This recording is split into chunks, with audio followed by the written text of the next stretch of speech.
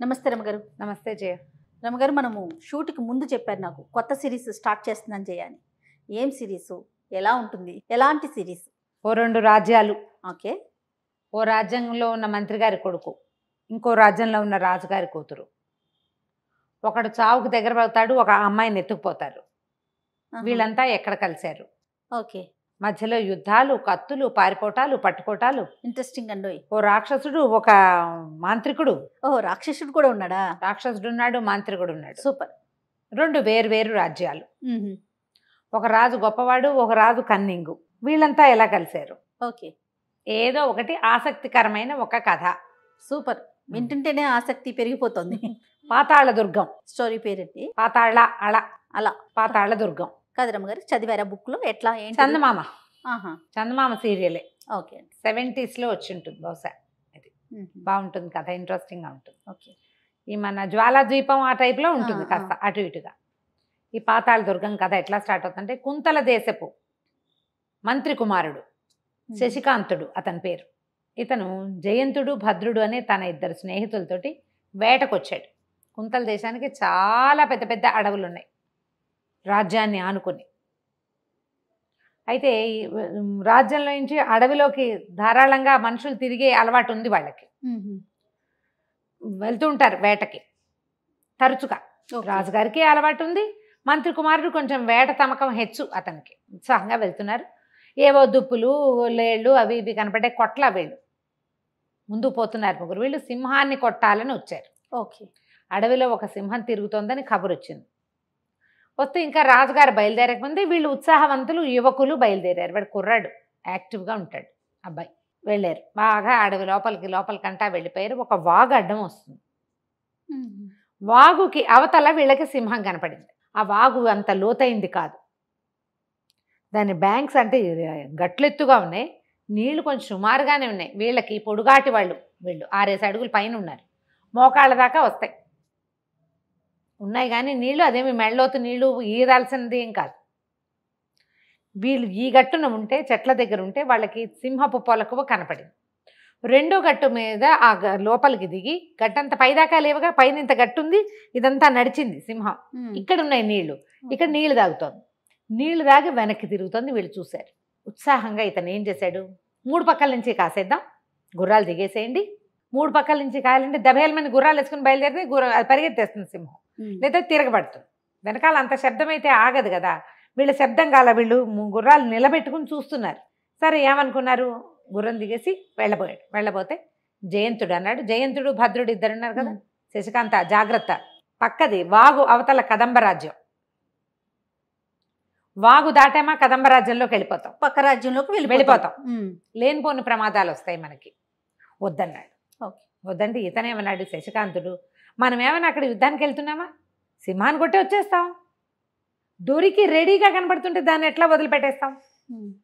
మనం అక్కడ సరిహద్దులు దాటడానికి వెళ్ళటల్లా, అక్కడి నుంచి చెట్టు చేమ కొట్టుకురాం, అక్కడికి రాజ్యంలోకి వెళ్ళాం. జస్ట్ వాగు దిగామంటే దొరికేస్తుంది సింహం. అంతే, 2 దెబ్బలు కొట్టి వచ్చేస్తాం. ఇంతలో పక్కపక్క నవ్వాడు భద్రుడు. వాడు ఏమన్నాడంటే, అంతగా సింహాన్ని కొట్టేశామనుకో, సింహం మాంసాన్నేమో కదంబ రాజుకి, చర్మాన్నేమో కదంబరాజు కూతురు కాంతసేనకి పంపిద్దాం. సింహం చర్మాలు పంపిస్తే దాంట్లో అది గడ్డి కూరి నిజం సింహంలాగా పెట్టుకుంటారు కదా, మనకల్లా కొట్టాలి, దాన్ని ఇంటికి తెచ్చుకునే ప్లాన్ కూడా లేదు మనకి. సరే దిగేశారు. జయంతుడు ఆపుదామని ట్రై చేశాడు. మామూలుగా ఫ్రెండ్స్ ఇలాంటి వెళ్ళేటప్పుడు 2 ఫ్రెండ్సో 3 ఫ్రెండ్స్నో ఎవరినైనా తీసుకెళ్తే, ఒకడు మంచి సలహా చెప్తాడు, ఒకడు ప్రొవోక్ చేస్తాడు, ఇంకోడు న్యూట్రల్గా ఉంటాడు. ఇక్కడ ఉన్న వాళ్ళిద్దరు. జయంతుడు ముందే వద్దని చెప్పాడు, వార్న్ చేశాడు, ఇది ప్రమాదం, సరిహద్దులు దాటకూడదు, అది నియమం. నువ్వు వేటకెళ్ళు, పువ్వు కోయటానికి వెళ్ళకూడదు అట్లా. మనం ఇప్పటికీ అదే కదా చూస్తున్నా. 2వ వాడు అంతగా ఏమవుతుంది, కొట్టొచ్చేస్తాం, కావాలంటే సింహాన్ని వాళ్ళకే ఇచ్చేద్దాం అని ఈ వేట ఉత్సాహాల్లో ఉన్న వాడిని ఎంకరేజ్ చేశాడు. ఇంకేముంది, దిగేసేసారు. దిగేసి ఆ మోకాళ్ళ వంటి ఉన్నటువంటి నీళ్ళని వాగుని దాటారు నిశ్శబ్దంగా. దాటడమే బాణాలు సంధించారు దాని మీదకి. మెడకొకడు వేశాడు. 2-3 పక్కల నుంచి వచ్చారు కదా, వీళ్ళు ఏం చేశారంటే, కొంచెం అటుపక్క నుంచి వెళ్ళిన వాళ్ళిద్దరు ఏమో కాస్త గబగబా దాటేసి, సింహం ముందు ఏ పక్కకి అది హెడ్ అవుతుందో ఆ పక్కకి వెళ్ళిపోయారనమాట. అటు నుంచి కొట్టారు, ఇటు నుంచి కూడా కొట్టారు. ఆ సింహం అది ఎప్పుడైతే దెబ్బ తగిలిందో అది వెనక్కి తిరిగింది వీళ్ళ మీద పడ్డానికి. ఓకే. వాళ్ళిద్దరివి దెబ్బలు గట్టిగా తగల్లా, దానికి బాణాలు తగిలినాయి. కానీ ఈ వెనకాల ఉన్నవాడు కరెక్ట్గా చూస్తున్నాడు, దాని బ్యాక్ పార్ట్ వీడికి కనబడుతోంది క్లియర్గా.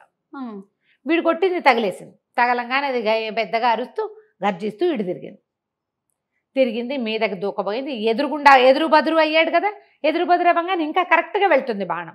ఎక్కడో ఉన్నదాన్ని కొట్టడం కష్టం, ర్యాండమ్గా వేస్తారు. ఎదురుగా కనిపిస్తుంది దాన్ని ఈజీ కదా. బాణం వేసాడు, దాని కుత్తుకలోకి బాణం దిగుతూ ఉండగానే ఎక్కడి నుంచో వచ్చింది పెద్ద బల్యం ఏనుగు ఈ సింహ ముఖంలోకి దిగిపోయింది. మెడ దగ్గర ఇట్లా దవడల దగ్గర దిగటం ఏంటి, టప బాణాలు వచ్చేసినాయి. సింహాన్ని కొట్టేసి కొట్టు చంపు అని అరుపులు, బాణాలు.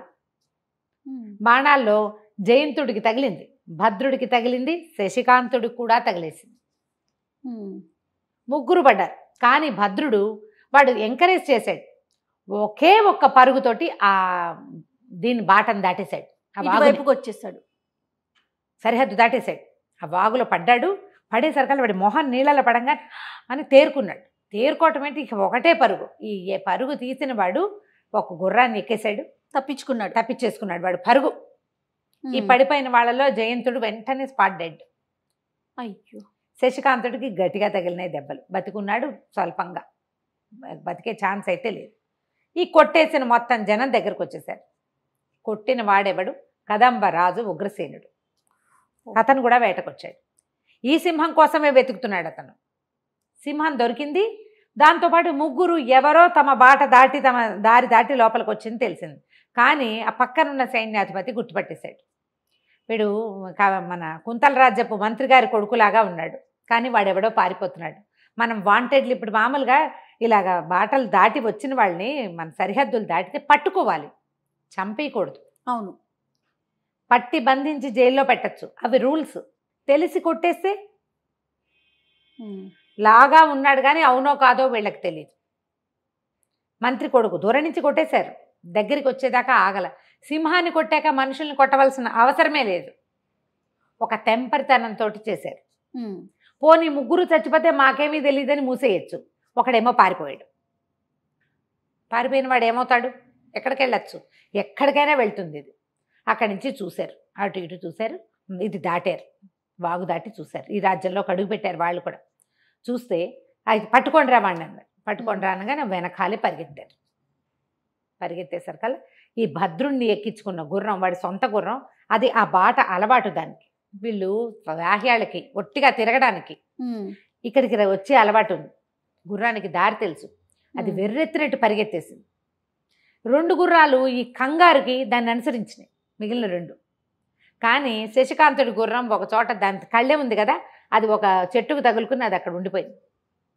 ఒక మనిషిని ఎక్కించుకున్న గుర్రం, రెండో గుర్రం 2 పరిగెత్తేసి, శశికాంత్ గుర్రం మాత్రం ఉండిపోయింది. ఉండగానే వీళ్ళు గుర్రం దగ్గరకు వచ్చేసి అది పంచకళ్యాణి. పంచకళ్యాణి గుర్రం అంటే అది ఒక స్పెషల్ గుర్రము. రాజుగారు లేదా మంత్రి, రేర్గా సైన్యాధిపతి వాడతారు. రాజుకి పిల్లలు లేరు, ఆయన మంత్రి కుమారుడే, ఆయన కుమారుడుగా ట్రీట్ చేయబడతాడు. శశికాంతుడే మంత్రి కొడుకు రాజుగారి అబ్బాయిగా అంత యువరాజులాగా ట్రీట్ చేయబడతాడు. అందుకని వాడి దగ్గర పంచకళ్యాణి గుర్రం ఉంది. దాని మీద వేసిన విలువైన జీను గ్యారంటీగా వీడు మంత్రి కొడుకే. ఎట్లా దీన్ని మూసేయాలి, వెళ్ళిపోయిన వాడు ఎక్కడికి వెళ్తాడో, దారి మధ్యలో పడిపోయాడు అనుకో, గట్టిగానే తగిలేసింది, వీపులో శస్త్రం వీపులో పడింది, వాడికి అమ్ము పడిపోయింది. గుర్రం వాడిని పట్టుకెళ్ళలేక ఎక్కడైనా పారేసింది అనుకో, ఇబ్బందే లేదు. అక్కడికి వెళ్ళేదాకా వాడు బతుకుంటాడన్న గ్యారంటీ లేదు. సరే ఆలోచించుకున్నారు ఏం చేయాలి. ఆలోచించి మన మంత్రి గారు దీనికి మసిపూసి మారేడుకాయ చేస్తాడు ఎలాగైనా అని చెప్పి వీళ్ళు రెండింటిని, ఈ శవాలు రెండింటిని పారేసేయండి కొండకొమ్మలో ఎక్కడో చోట, ఏ జంతువులు పిక్కు తినేస్తాయి అంటే సైనికులకి నవ్వొచ్చింది. పక్క రాజ్యపు మంత్రి కుమారుడిని సింపుల్గా కొట్టేశామనగానే ఒక ఉత్సాహం వస్తుంది. కానీ కుంతల రాజు శతభానుడు మహా తెలివి గలవాడు. ఆయన మంత్రి అయిన గంగాధరుడు అసలు చెప్పద్దు, ఈ కుర్రాడి తండ్రి. వాళ్ళు పిచ్చ తెలివైన వాళ్ళు, ఊహించేస్తారు. అందుకని వీళ్ళకి అందకుండా బాడీలు లేవనుకో ఏదో ఒకటి చెప్పచ్చు, జంతువులు తినేసాయని కూడా చెప్పచ్చు. ఈ వెళ్ళిన వాడు కనుక బతకకుండా ఉంటే బాగుంటుంది. వాడు వెళ్ళాడో లేదో తెలుసుకోవాలి. అందుకని ఏం చేశారు, ఈ 2 శరీరాలని ఎత్తుకెళ్ళి కొండకొమ్ములో పారేశారు. ఒకడు పూర్తిగా చచ్చిపోయాడు, ఒకడు రెండో కొన వాడు ఊపిరితో కొన ఉన్నాడు. ప్రాణంతో ఉన్నాడు. అక్కడి నుంచి ఏం చేశారు, తమ రాజ్యం నుంచి ఒక 9 సైనికుల్ని, ఓ 2 దొంగల్ని ఇక్కడికి పంపించారు. ఉమ్, ఈ లోపల ఏమైంది, భద్రుడు ఎక్కాడు కదా గుర్రం, ఆ గుర్రం మీద పడేసరికల్లా మొదట కూర్చున్నాడు. కూర్చున్న తర్వాత కాసేపటికి ఉరిగిపోయాడు, రక్తస్రావం అయిపోతుంది. ఉరిగిపోతూ ఆ కళ్ళాలని తన కాళ్ళకి చేతులకి చుట్టేసుకున్నాడు పడిపోకుండా. ఉమ్, దాని మీద వేళ్లాడుతూ వెళ్ళాడు. ఈ ఊళ్ళోకి అడుగు పెట్టుండి సిటీలోకి వచ్చేసరికల్లా కాపలా వాళ్ళే చూసి కేకలు పెట్టారు, భద్రుడు భద్రుడు వస్తున్నాడు, గుర్రం మీద వీపులో అంబుందని. ఆ అమ్ములు ముట్టుకోరు ఎవరు, ఉమ్, దాన్ని జాగ్రత్తగా తీయాలి. అక్కడి నుంచి ఊళ్ళో జనం కూడా అందరూ వీడు వెనకాల పడ్డారు. గుర్రం అలవాటుగా వెళ్ళి దాని అశ్వశాల దగ్గర నుంచుంది. ఉమ్, వాడి స్పృహ లేదు. ఈ కాపలా వాళ్ళు ఈ లోపల కొమ్ము పూరా ఊది ఏదో ప్రమాదం సంభవించింది. కుమారులు 3 వెళ్ళిన వాళ్ళు ఒకడే వచ్చాడు, వాడు కూడా దెబ్బతిని వచ్చాడు. వైద్యుడు కావాలని వాటికి వేరు వేరు కొమ్ములు ఉంటాయి, ఒక్కొక్క బూరా ఒకటి ఊదితే దాన్ని బట్టి డాక్టర్ రావడం కూడా ఉంటుంది. ఉమ్, ఆగమేఘాల మీద అందరూ చేరారు. ఈ భద్రుణ్ణి లోపలికి మోసుకెళ్ళారు. స్వల్పంగా ప్రాణం ఉంది. రాజవైద్యుడు పరిగెత్తుకుంటూ వచ్చేసాడు. అప్పటికే చూస్తే బాణం తీస్తే, జాగ్రత్తగా తీస్తే బతికుండొచ్చు. వాడు చాలా బలమైన వాడు భద్రుడు, ఉక్కుపిండం. ఉమ్, వెనకాల దిగింది, ఉమ్, ఫ్రంట్ నుంచి కాదు దిగింది, వెనక నుంచి. అది గుండెని టచ్ చేసిందా, లంగ్స్ని టచ్ చేసిందో తీస్తే కానీ తెలియదు. నెత్తురైతే కారిపోయింది, స్పృహలో లేడు.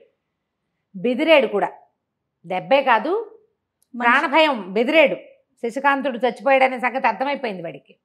దాంతో ఇంకా అధైర్యం వచ్చేసి ఇంకా స్పృహలో రాలేదు. ఉమ్, సరే అక్కడి నుంచి అంబు బయటికి తీశారు. చెప్పాడు నా వైద్యుడు, కొంచెం ఉంది ప్రాణం, ప్రయత్నం చేద్దాం అని చెప్పి ఆ చొక్కా అవి తీశారు. ఆ బాణం తీయగానే ఒక సైనికుడికి ఇచ్చి దీన్ని శుభ్రంగా కడిగి పట్టుకురమ్మని. ఆ బాణాన్ని బట్టి ఎవరిది ఏంటని చూసుకోవాలి. చూసుకోవాలి. దుఃఖం వచ్చేస్తోంది. శతభానుడు ఆశ్చర్యపోయాడు. 3 పిల్లలు వెళ్తే ఒకడే తిరిగి వచ్చాడు, వీడు కూడా దెబ్బతిని తిరిగి వచ్చాడంటే వాళ్ళిద్దరూ ఏమైనట్టు?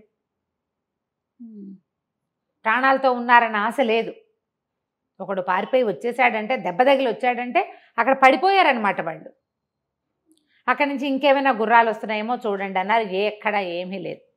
ఆ బాణాన్ని కడిగి తీసుకొచ్చాక చూస్తే అది ఉగ్రసేనుడిది అనేది స్పష్టంగా తెలుస్తోంది. ఉమ్, వీళ్ళు మన అడవిలో ఉండగానే కొట్టారా, వీళ్ళు ఏమైనా వాగు దాటారా? వీడికి స్పృహస్తే కానీ తెలీదు. పైగా దాని మీద క్లియర్గా రాజముద్ర ఉంది, అది రాజు వాడే బాణం. రాజే స్వయంగా కొట్టాడంటే వీళ్ళు వేటకెళ్ళారు, వాడు కూడా వేటకు వచ్చి ఉండాలి. వీళ్ళని తెలిసే కొట్టుండాలి. రాజు ఎప్పుడు బాణం వేస్తాడు? సైనికులు కదా బాణాలు వేసేది. రాజు ముందు యుద్ధానికి రాడు కదా. మనం చెస్లో కూడా చూస్తాం, ఆయన కూర్చుని ఉంటాడు. అందరూ యుద్ధం చేశాక చివరికి దిగుతాడు. అడవిలో ఇట్లా కేవలం చిన్న బాణాలతో యుద్ధం మన వేటాడడానికి వెళ్ళిన కుర్రాళ్ళని కొట్టాడంటే కావాలని చేశాడు. సైనికుల కంటే ముందు అతని బాణం వీడికి ఎట్లా తగిలింది? వీళ్ళు 100 మంది లేరు, ఉన్నది 3. దీని మీద బాగా ఆలోచించారు. ఇంతలో కొంచెం చీకటి పడేసరి కల్లా ఒక వార్త వచ్చింది. ఎవరో వచ్చారు ఇక్కడి నుంచి అని, కదంబ రాజ్యం నుంచి దూతలు వచ్చారు అనేసరికి దూతలు కంగారుగా ఉన్నారా, హైరాన్గా ఉన్నారా, నార్మల్గా ఉన్నారా? కాదండి, 4 సైనికులు వచ్చారు, 2ని పెడరెక్కలు విడిచి కట్టి తీసుకొస్తున్నారు, వాళ్ళతో పాటు ఉన్నారు, వాళ్ళంతా కూల్గానే ఉన్నారు. సరే రమ్మను మాట్లాడదామన్నారు. ఆ దూతలు వాళ్ళు పెడరెక్కలు విరిచి కట్టి పెట్టుకున్నటువంటి 2 గ్రామస్తులు, 2 వ్యక్తులు, వాళ్ళిద్దరిని వీళ్ళ ముందు ప్రజెంట్ చేశారు. ఏం చేశారో వచ్చే భాగంలో చూద్దాం. అలాగే రమ్మగారు, కానీ చాలా ఇంట్రెస్టింగ్ అనిపిస్తుంది. స్లోగా కూడా చెప్తున్నాను నేను. అవును, డీటెయిల్డ్గా చెప్తున్నాను. స్టెప్ వైజ్గా వెళ్తున్నాము, బాగుంటుంది కదా. తప్పకుండా. నమస్తే. నమస్తే. నమస్తే రమ్మగారు. నమస్తే జీ. మనం పాతాళ దుర్గం సిరీస్ చేస్తున్నాం కదా, నెక్స్ట్ ఎపిసోడ్ అండి. నెక్స్ట్ ఎపిసోడ్లోకి వచ్చాం. కదంబ రాజ్యం నుంచి 4 సైనికులు 2 ఎవరినో కట్టి పట్టుకొచ్చారు. ఇక్కడ కుంతల దేశంలో ఉన్న రాజుగారు, మంత్రి గారు 2 ఆలోచిస్తున్నారు. వీడేమిటి రాజు కావాలని చేశాడా?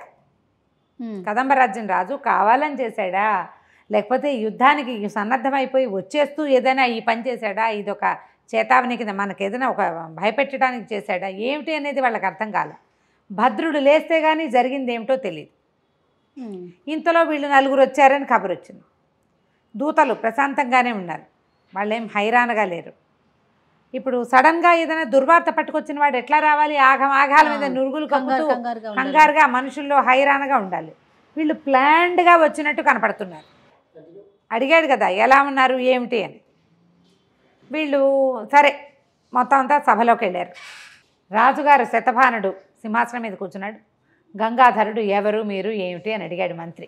అడిగేసరికి వాళ్ళు ఏం చెప్పారంటే, మేము కదంబరాజ్యం నుంచి వచ్చాం, మరి ఒక ప్రత్యేకమైన విషయం చెప్పడానికి వచ్చామండి.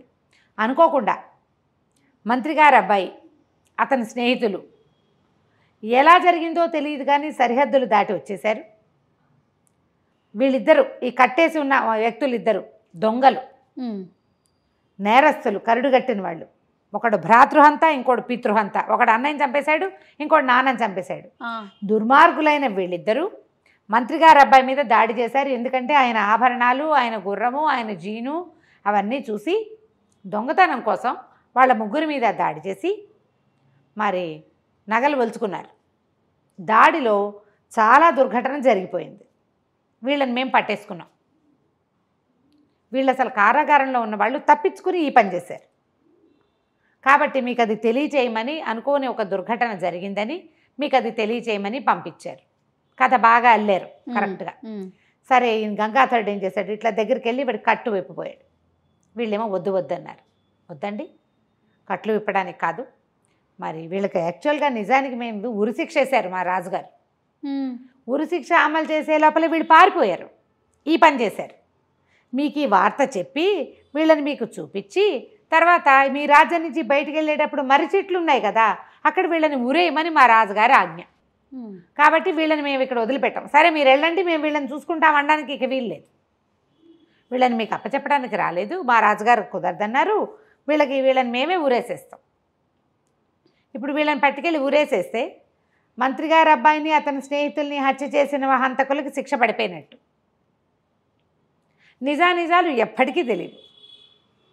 సరే ఈయన ఏమన్నాడు అంటే, మాకు వీళ్ళని అప్పచెప్పరా అన్నాడు. అప్పచెప్పమంటే వీళ్ళు ఆల్రెడీ శిక్ష పడ్డవాళ్ళు, ఒకడు భ్రాతృహంత, ఇంకొకడు పితృహంత అనేసరికి దుర్మార్గులారా అని అరిచాడు. వాళ్ళల్లో ఒకడు. రెండోవాడు తలకాయ దించుకుని ఉన్నాడు, నోటించి మాటలేదు. అరిచేసరికల్లా ఈ సైనికుల్లో ఒకడు గబుక్కుని వాళ్ళ దగ్గరికి వెళ్ళాడు. నోరు మూయించడానికి వెళ్ళినట్టుగా ఉన్నది కానీ ఏమన్నాడు, బరే మీ పెళ్ళం పిల్లల సంగతి గుర్తుంది కదా అన్నాడు. ఆనంగానే వాడు నోరు మూసుకున్నాడు. మేము వెళ్ళొస్తాం మహారాజా అని చెప్పారు.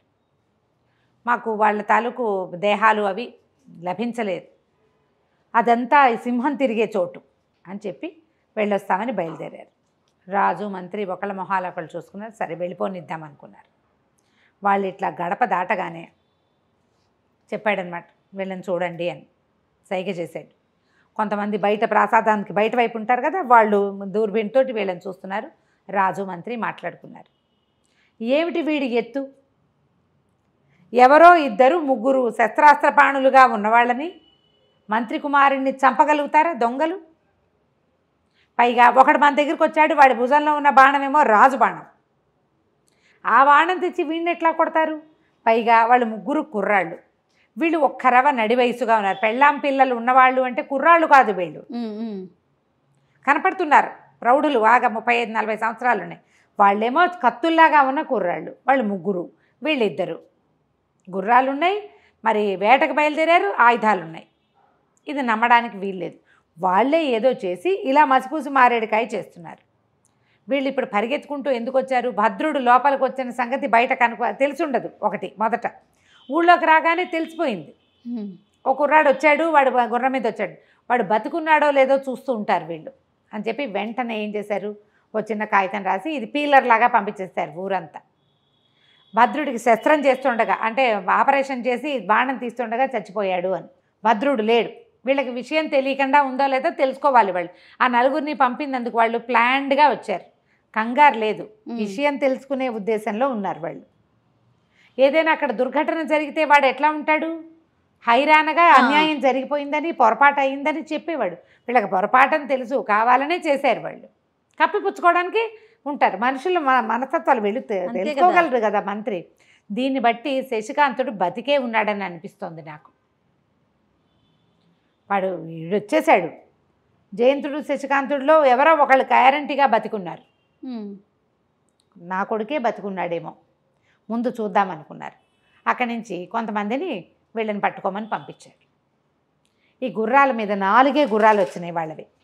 నలుగురు 4 గుర్రాల మీద ఎక్కి ఈ సోమకుడు దామకుడు ఉన్నారు కదా, వీళ్ళకి నడుములకి తాళ్ళు కట్టి వెనకాల నడిపించుకొచ్చారు. వాళ్ళు అక్కడి నుంచి పరిగెత్తుకొచ్చారు గుర్రాల వెనకాల.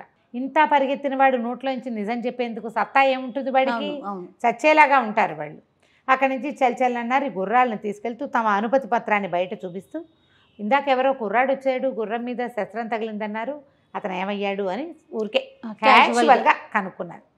అదే ఉక్కుపిండం వాడు పాపం బాణం గట్టిగా తగిలేసింది, వెనక నుంచి గుండెకి నాటేసింది, కొట్టిన వాడెవడో జగజ్జంత్రి అంటే వీడికి నవ్వొచ్చింది.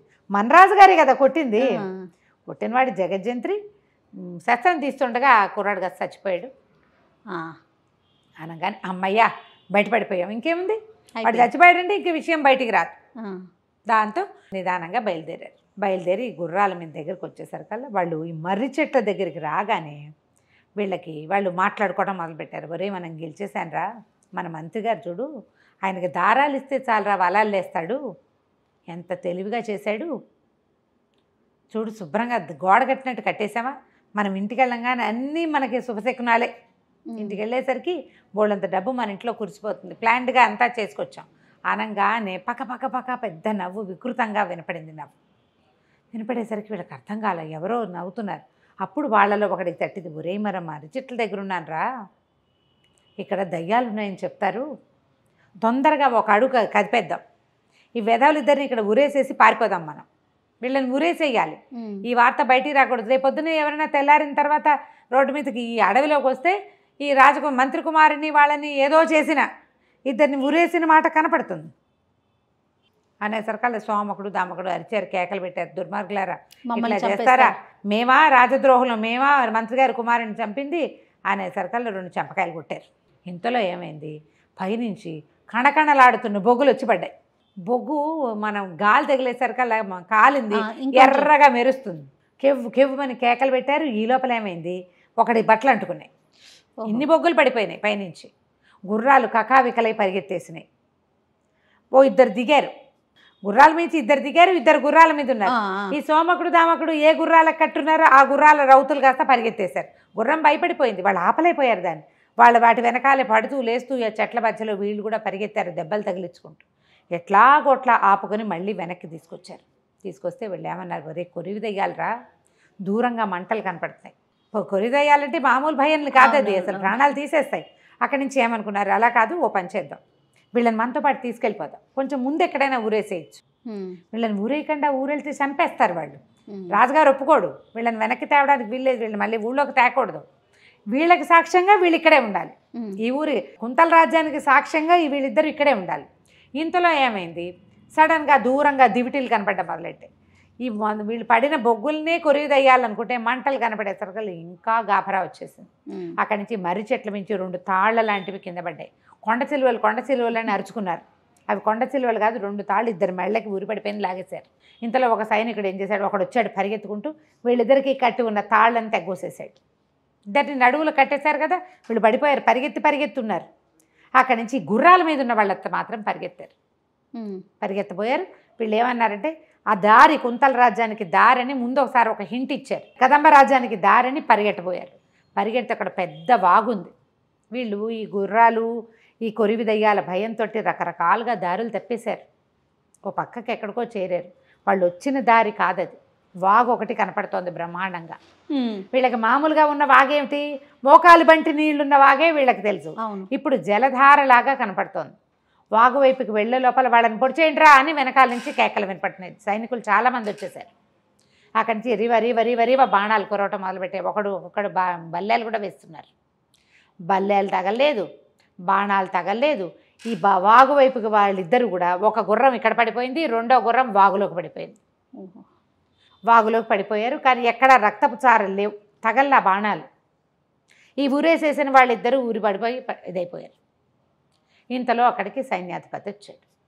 ఎవర్రా మీరు, ఏమిట్రా నాయన అని అడిగితే, అయ్యా మేము కుంతల రాజ్యం కదంబ రాజ్యం వాళ్ళవేనండి, కాకపోతే రాజు పరమ దుర్మార్గుడు, మహాశిస్తులు పిచ్చి వాడికి, మేమేమో మాకు వర్షాలు లేవు, అందుకని మా గ్రామాల్లో ఉన్న రైతులందరూ తిరుగుబాటు చేశామండి, ఆ తిరుగుబాటు చేసిన రైతుల్లో మేమిద్దరమే. రైతులు కాబట్టి కాయ కష్టం చేసి ఒళ్ళు రాటి తేలింది, కానీ మేము యుద్ధ సైనికులం అది కాదండి. ఏదో మామూలుగా బాణం వేయడం కత్తి దూయటం వచ్చు అంతే. వీళ్ళు మమ్మల్ని పట్టుకున్నారు, తిరుగుబాటుదారులు వీళ్ళు మమ్మల్ని పట్టుకుని మా పెళ్ళాం పిల్లల్ని చంపేస్తామని బెదిరించి ఇక్కడికి ఈ సాక్ష్యం చెప్పడానికి తీసుకొచ్చారు. మంత్రి గారి కుమారుని కంటితో కూడా మేము చూడలేదు, మాకు సంబంధం లేదు. కాకపోతే ఒకడు తప్పించుకున్నాడు, 2 చచ్చిపోయారు అన్న మాట మాత్రమే మాకు తెలిసింది. వీళ్ళు మాట్లాడుకోవటం వల్ల శవాలని కొండకోనలో పారేశారండి, మాకు అవకాశం ఇవ్వండి, ఈ రాజును మీకు పట్టించిస్తాం అని చెప్పేసరికల్లా ఇంతలో మంత్రి గారు కూడా వచ్చాడు. ఒకడు పరిగెత్తాడు, 2 చచ్చిపోయారు అంటే చచ్చిపోయి ఉంటే దాచేసేవారు వాళ్ళు ఈ విషయాన్ని, చావలేదు బహుశా. తర్వాత ఈ వచ్చిన వాడు ఏమయ్యాడు అన్న భయం ఉంది వాళ్ళకి. భద్రుడు చచ్చిపోయాడు కాబట్టి ఇంకా ధైర్యంగా ఉన్నారు వాళ్ళు. కాకపోతే ఈ తెచ్చిన వాళ్ళిద్దరిని తిరుగుబాటుదారులను 2 ఊరేసామని చెప్తే అక్కడ కూడా తిరుగుబాటుని అణిచేయచ్చు కాబట్టి ఈ ఎత్తు వేశారు. సరే వీళ్ళ సంగతి చూద్దాం. ముందు ఈ రాజ్యంలోకి వెళ్ళటానికి వీళ్ళతో పాటు ఈ సోమకుడు దామకుడితో పాటుగా కొంత సైన్యాన్ని పంపించాలని అనుకున్నారు. వీళ్ళు ఏమన్నారు, వీళ్ళని వదిలిపెట్టేశారు. మీ దారి నువ్వు వెళ్ళిపోండి, మీరు వెళ్ళండి, కొద్దిమాటి సైన్యం వస్తాం, ముందు అసలు ఎక్కడుందో అడవిలో ఏమైనా శవాలు ఉన్నాయో లేదో వెతుక్కోవాలి, మేము మెల్లిగా వస్తాము, మీరు వెళ్ళండి, మీరు ఎక్కడ ఉంటారో వివరం చెప్పండి అంటే వీళ్ళకేమో పెళ్ళాం పిల్లల్ని ఊరు దాటిచ్చేయాలి. ఆ రాజుని చంపేయాలనుకున్నారు వాళ్ళు. రాజుని చంపేసే లోపల పెళ్ళాం పిల్లల మీద పడితే అమ్మా నాన్నలు ఉన్నారు, పెళ్ళాలు పిల్లలు ఉన్నారు. అందుకని ఊరు వెళ్ళిపోయి ముందు వాళ్ళని తెచ్చి దాచేసుకుందాం, కుంతల రాజ్యం మీకు అభయం ఇస్తుందని చెప్పారు వీళ్ళు.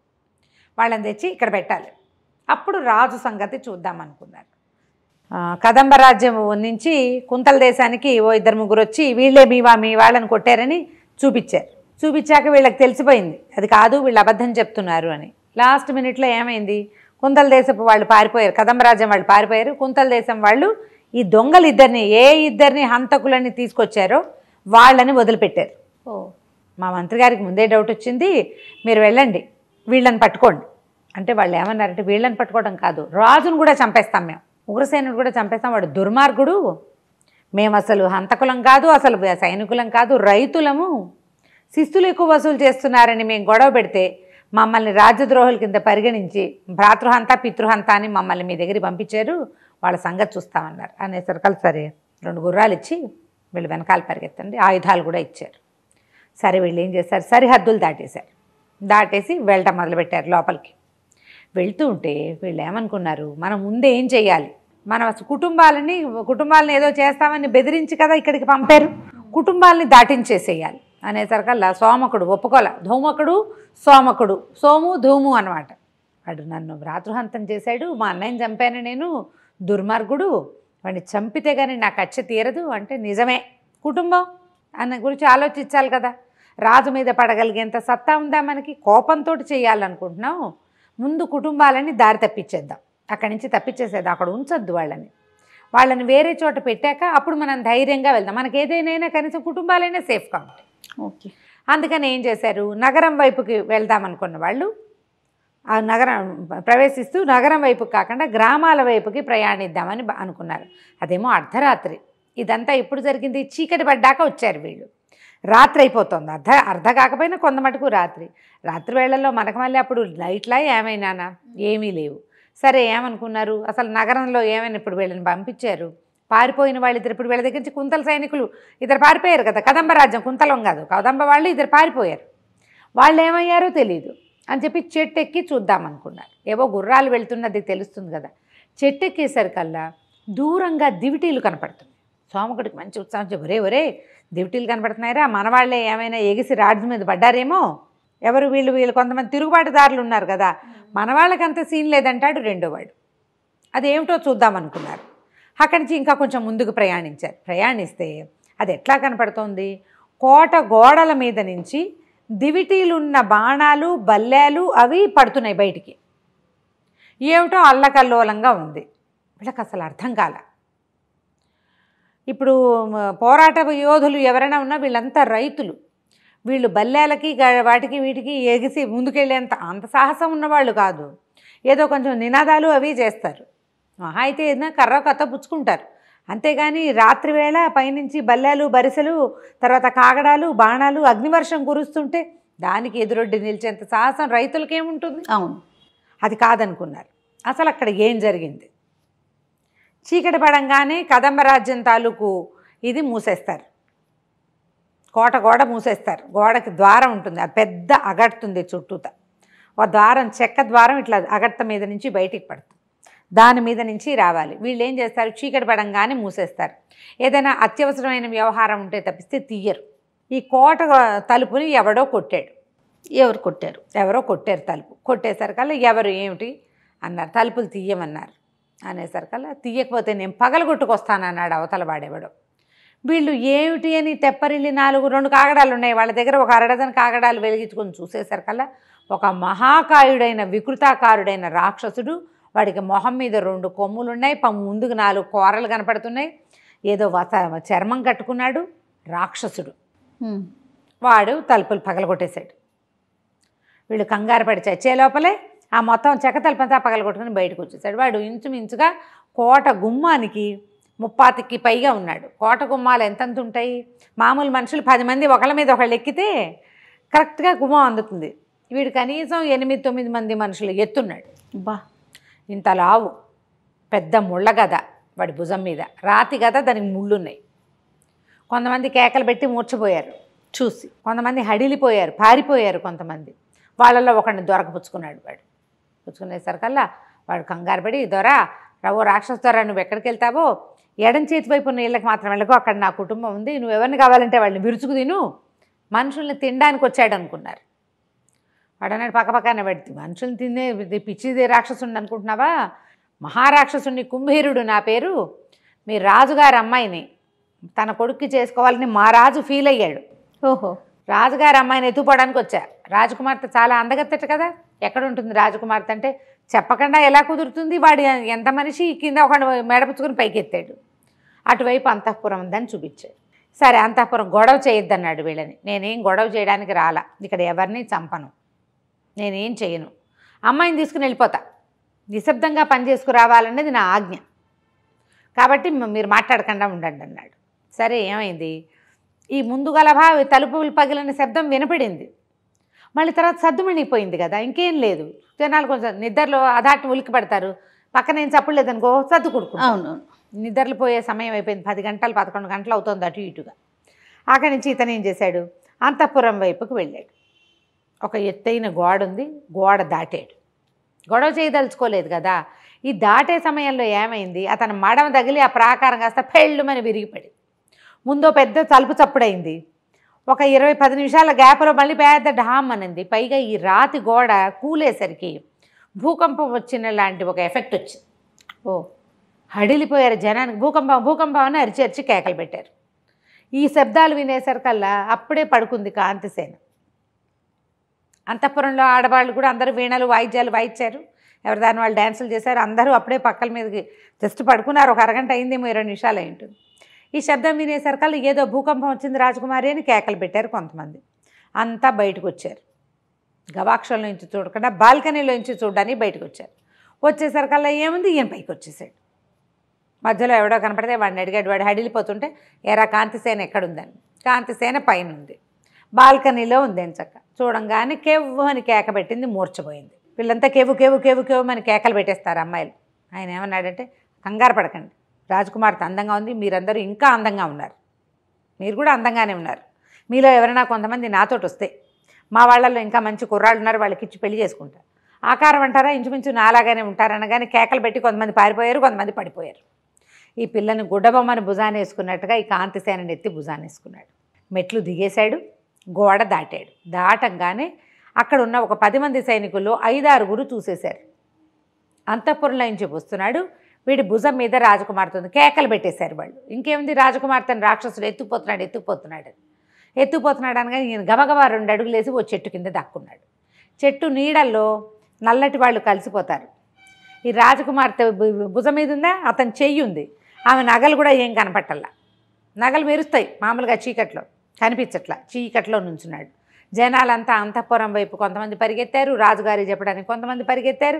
ఈ సందట్లో ఈయన చల్లగా ప్రాకారం దాటేసి అగట్ట మీద నుంచి ఒక్క దూకేసి అగట్ట మీదకి అట్నుంచి దూకి భుజాన్ని వేసుకుని నడవటం మొదలు పెడతాడు. ఎప్పుడైతే ఈ రాక్షసుడు అగట్ట దాటాడో మొత్తం కబుర్లు తెలిసిపోయినాయి. రాజుగారు బయటకు వచ్చేసాడు. మరి సైనికులందరూ ప్రాకారాలు బురుజులు ఉంటాయి కదా, కోట గోడలు, దాని మీదకి ఎక్కేశారు.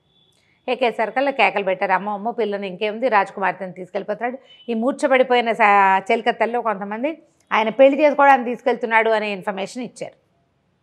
తనకు కాదు పెళ్ళి, వాళ్ళ రాజుగారి అబ్బాయికి ఇచ్చి. అక్కడి నుంచి ఇంకేముంది, ఉగ్రసేనుడు హడావిడిగా బయలుదేరి మంత్రికి చెప్పాడు, మీరు కోటను జాగ్రత్తగా చూసుకోండి, నేను అమ్మాయిని రక్షించుకొస్తాను అని చెప్పి పంచకళ్యాణి గుర్రాన్ని తెప్పించేసరికల్లా ముందు అసలు ఏం జరుగుతుందో, ఎటు వెళ్తున్నాడో తెలియాలిగా. గబగబా ఇద్దరు కలిసి మేడెక్కేసరికల్లా సరే మన వాళ్ళని అగ్ని బాణాలు వేయమనండి, రాక్షసుడు చీకట్లో ఏ పక్కకి వెళ్తున్నాడో కనపడుతుందంటే బాణాలు వేయడం మొదలుపెట్టారు. బాణాలు వేస్తే ఏమవుతుంది, బాణాలు కరెక్ట్గా సినిమాటిక్గా ఓ చోట ఎందుకు పడతాయి, అన్ని పక్కలకి పడతాయా? ప్రజలు ఈ లోపల ఈ సందడి, ఈ గోల, ఈ కేకలు, ఈ మధ్యలో ప్రాకారాలు బురుదులు పడిపోయిన శబ్దాలతోటి చాలామంది బయటకు వచ్చారు. ఏదో భూకంపం వస్తుందని భయం వేస్తుంది చూడు ఎవరికైనా. ఈ అగ్ని బాణాల్లో కొన్ని ఇళ్ల మీదకి పడేసరికల్లా వాళ్ళు కంగారు పడి ఇళ్ళు ఆర్పుకోవడానికి వాళ్ళు పరిగెత్తారు. రాజకుమార్తెను ఎవడు రక్షిస్తాడు, సొంత ప్రాణాలు చూసుకోవద్దు. చూసారా దుర్మార్గులు ప్రజలు, మనకేదైనా అవసరం వస్తే ఇలా మనకేం చేయరు, వాళ్ళే వాళ్ళ ఇల్లు కాపాడుకోవడం వాడికి అవసరం కాదు అనేసి సరే ఏమన్నాడు, నువ్వు జాగ్రత్తగా ఉండు. ఇక మనం ఏం చేసాము, కుంతల రాజ్యం మంత్రి గారి అబ్బాయిని చంపేశాం. ఆ రాజును నమ్మడానికి వీల్లేదు, అతను ఏదైనా చేస్తాడు, వాడిని నమ్మడానికి వీల్లేదు. చీకటి మాటను వాడేమైనా మళ్ళీ ఇటు వస్తాడేమో, అసలు ఈ రాక్షసుడు ఎక్కడున్నాడో చూడాలని రాజుగారు బయలుదేరాడు. ఈ మొత్తం సీను ఈ సోమకుడు ధూమకుడు పైన కూర్చుని చూశారు. చూస్తుంటే ఏమైంది, ఇంతలో వాళ్ళు ఏ చెట్టు మీదని కూర్చుని ఉన్నారో ఆ చెట్టు పక్క నుంచి ఎవరో పరిగెత్తినట్టు తెలుసు. ఎవడో పరిగెత్తాడు, మహాకాయుడైన రాక్షసుడు మీద ఉన్న వాడి భుజాల మీద ఉన్న అమ్మాయి. అది అమ్మాయో బొమ్మో బుచ్చుకో వీళ్ళకేం తెలియదు. వాడు 8 మంది మనుషులు ఎత్తున్నాడు, భుజం మీద బొమ్మలాగా కనపడుతోంది, కాకపోతే నగలు కనపడుతున్నాయి, రాత్రి వేళ మెరుస్తున్నాయి. వీడు ఎవరినో ఎత్తుకుపోతున్నాడు, వీడు ఎత్తుకుపోతున్నాడో తినేస్తాడో ఏం చేస్తాడో తెలీదు. వీడిని మనమేం చేస్తాము, మనకు కావాల్సింది ఎవరు, రాజుగారు రోగం కుదిరింది అనుకున్నారు కానీ ఆడపిల్లని ఎత్తుకుపోతుంటే ఉసూరు అనిపించింది. ఏం చేస్తారు వీళ్ళు, వాడు 8 మంది మనుషులు ఎత్తున్న వాడిని వీళ్ళేం చేస్తారు. ఇంతలో ఏమైంది, అక్కడి నుంచి జనాలు వస్తున్నట్టుది, సందడులు ఏవో తెలుస్తున్నాయి. వీళ్ళిద్దరూ ప్రాణాలు గుప్పెట్లో పెట్టుకుని ఉంచున్నారు. రాజకుమార్తెని కాంతిసేనని ఎత్తుకుపోయాడు. సోమకుడు ధూమకుడు ఇద్దరు చెట్టు మీద కూర్చుని చూశారు. ఇది చూస్తుంటే సందట్లో అట్నుంచి వెలుగొస్తోంది, నగరం వైపు నుంచి వెలుగొస్తోంది. రాజు ఏం చేశాడు, కొంతమంది సైనికులను వెంబడి పెట్టుకుని పంచకళ్యాణి గుర్రమెక్కి కూతుర్ని వెతుక్కుంటూ వస్తున్నాడు. దివిటీలు పుచ్చుకుని సైనికులు కొంతమంది వస్తున్నారు.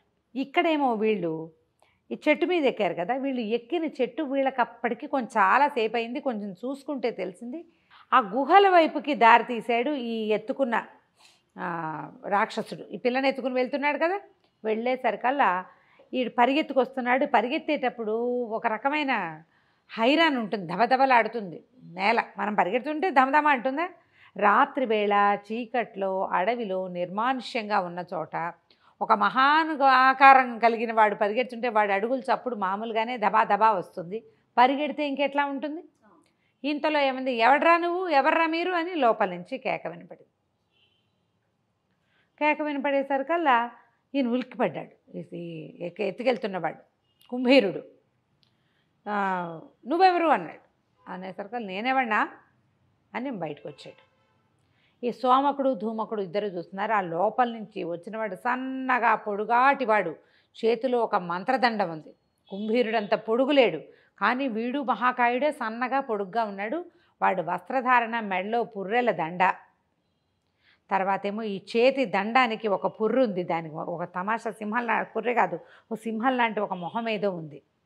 అక్కడి వీడి బవిరి గడ్డం, జుట్టంతా జటలు కట్టేసి, ఎవడరా నువ్వు, రాక్షసుడిలా ఉన్నావు, ఇక్కడికి ఎందుకు వస్తున్నావు, నేను లోపల ఒక మహావీరుడిని ప్రాణాలు రక్షించే పనిలో ఉన్నాను, ఇవాళ అతన్ని ఇప్పుడే ప్రాణాలు కాపాడుతున్నాను, నువ్వు ఎన్నో రకాల మూలికలవి వాడి నేను కాపాడుతుంటే మధ్యలో నీ గోలేమిటి, ఎవడెవరా నువ్వు, రాక్షసుడివి, మనుషులు తినే రాక్షసుడివో, ఇక్కడ నీకేం పని అని అరిచాడు. కుంభీరుడికి కోపం వచ్చేసింది. నువ్వెవిడమన్నాడు. నేను కాలశంబరుణ్ణి అని చెప్పాడు. మాంత్రికుడి పేరు కాలశంబరుడు, రాక్షసుడి పేరు కుంభీరుడు. కుంభీరుడు అన్నాడు, నాకేం భయం, నీలాంటి వాళ్ళని చాలామందిని చూశాను అనగానే నువ్వు గోల ఎక్కువగా ఉంది నీదని ఈ కాలశంబరుడు ఆ చేతిలో ఉన్న మంత్రదండాన్ని పెడేల్మని విసిరి కొట్టాడు. కొట్టేసరికల్లా ఇది ఈ కుంభీరుడికి మొహాన్ని తగిలేసింది. కొమ్ము విరిగిపోయింది, కళ్ళు తిరిగి పడిపోయాడు. కానీ పడిపోతూ ఈ భుజం మీద ఉందే కాంతిసేన, తను పడిపోతే తన కింద పడితే చచ్చిపోతుంది ఆ పిల్ల. చుట్టూతా అంతా రాళ్ళు రప్పలు, గుహలకి దగ్గరలో ఉంది అది. గుహ అంటే అదొకటే ఉండదు కదా, చుట్టుపక్కల రాళ్ళ ముక్కలు ఉంటాయి. జాగ్రత్తగా ఒక పచ్చగడ్డి మీదకి పడేశాడు అమ్మాయిని, పడేసి పడిపోయాడు. ఈ మంత్రదండం వీడిని ఒక దెబ్బ కొట్టి మళ్ళీ రయ్యమని వెనక్కి వెళ్ళిపోయింది. అతను కాస్త లోపలికి వెళ్ళిపోయాడు. ఒక గుహ, అక్కడ 3-4 గుహలు ఉన్నాయి, ఓ గుహలోకి వెళ్ళిపోయాడు. వీళ్ళు ప్రాణాలు అరిచేతులు పెట్టినారు. వీళ్ళేమనుకున్నారు, ఏదో రాజుగారి భవనం మీదకి వెళ్ళిపోయి రహస్యంగా వెళ్ళి ఏదో దెబ్బ ఏమిటో చేద్దామనుకున్నారు. ఇక్కడ ఒక బ్రహ్మాండ రాక్షసుడు, వాణ్ణే కొట్టగలిగే ఒక మాంత్రికుడు, మధ్యలో నేల మీద పడిపోయిన రాజకుమార్తె, ఓ పక్క నుంచి నగరంలో నుంచి వస్తున్నటువంటి సైన్యం. వీళ్ళకి ఏం చెయ్యాలో తెలీదు, గందరగోళంగా ఉంది. సరే, ఒక కాసేపు అయ్యేసరికల్లా ఈ పడిపోయిన కాంతిసేన లేచేసింది. లేచి అటు ఇటు చూస్తే ఏముంది, ఓ మహాకాయుడు ఒకడు పడిపోయినాడు కొమ్ము సవరించుకుంటూ. వాడి కొమ్ము విరిగి ఓ పక్కన పడింది, మొహం మించి నెత్తురు కారుతోంది. అయ్యో పాపం అని జాలి పడింది, లేచి నిలబడింది. నువ్వెవరు, ఏమిటి, మరి నేను నీకేమైనా అయ్యిందా, దెబ్బ తగిలిందా, నీకేమైంది అని చెంగు చెంచి కట్టుకట్టడానికి చూసింది. వాడికి పాపం చాలా బాధేసింది. ఇంత చక్కటి పిల్ల పాపం, నేను ఎత్తుకొస్తే నాకు దెబ్బ తగిలితే పారిపోయే ప్రయత్నం చేయకుండా ఏంటి నువ్వు బాగున్నావా, నువ్వు పడిపోయావా, నీకేమైంది అంటోంది. అప్పుడు ఏం చెప్పాడంటే, అమ్మ నేను కుంభీరుడిని అని ఒక రాక్షసుణ్ణి, కానీ నేను మనుషుల్ని చంపుకు తినేవాడిని, మనుషుల్ని ఎత్తుకుపోయే రకాన్ని కానమ్మా. మరి మా రాజుగారు తన కొడుక్కి ఈ రాజకుమార్తె నుంచి పెళ్లి చేయాలని ఆశపడ్డాడు. పిల్లని ఎత్తుకొచ్చేసే తర్వాత చూద్దాం అన్నాడు. మా విధి, మా పద్ధతి రాక్షస వివాహం అంటే పిల్లని ఎత్తుకొచ్చేయటం. నేను అందుకోసమని నీకోసం వచ్చాను, కానీ నీకేం హాని చేసే ఉద్దేశం నాకు లేదు. నువ్వు ఇంత మంచి పిల్లవి, నా ఆజ్ఞ చొప్పున నేను పని చేయకపోతే నన్ను చంపేస్తాడు, లేదా నన్ను శిక్షిస్తాడు, నేను కాకపోతే ఇంకొకడు వస్తాడు, అందుకని వచ్చాను.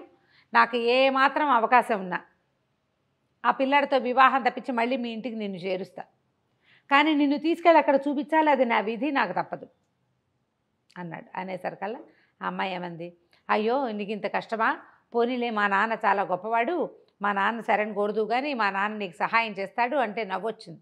అమ్మ నేనే అందులో చిన్నవాడిని, ఆ గుంపులో మనుషులు చేయగలిగే వ్యవహారం కాదమ్మా ఇది అన్నాడు.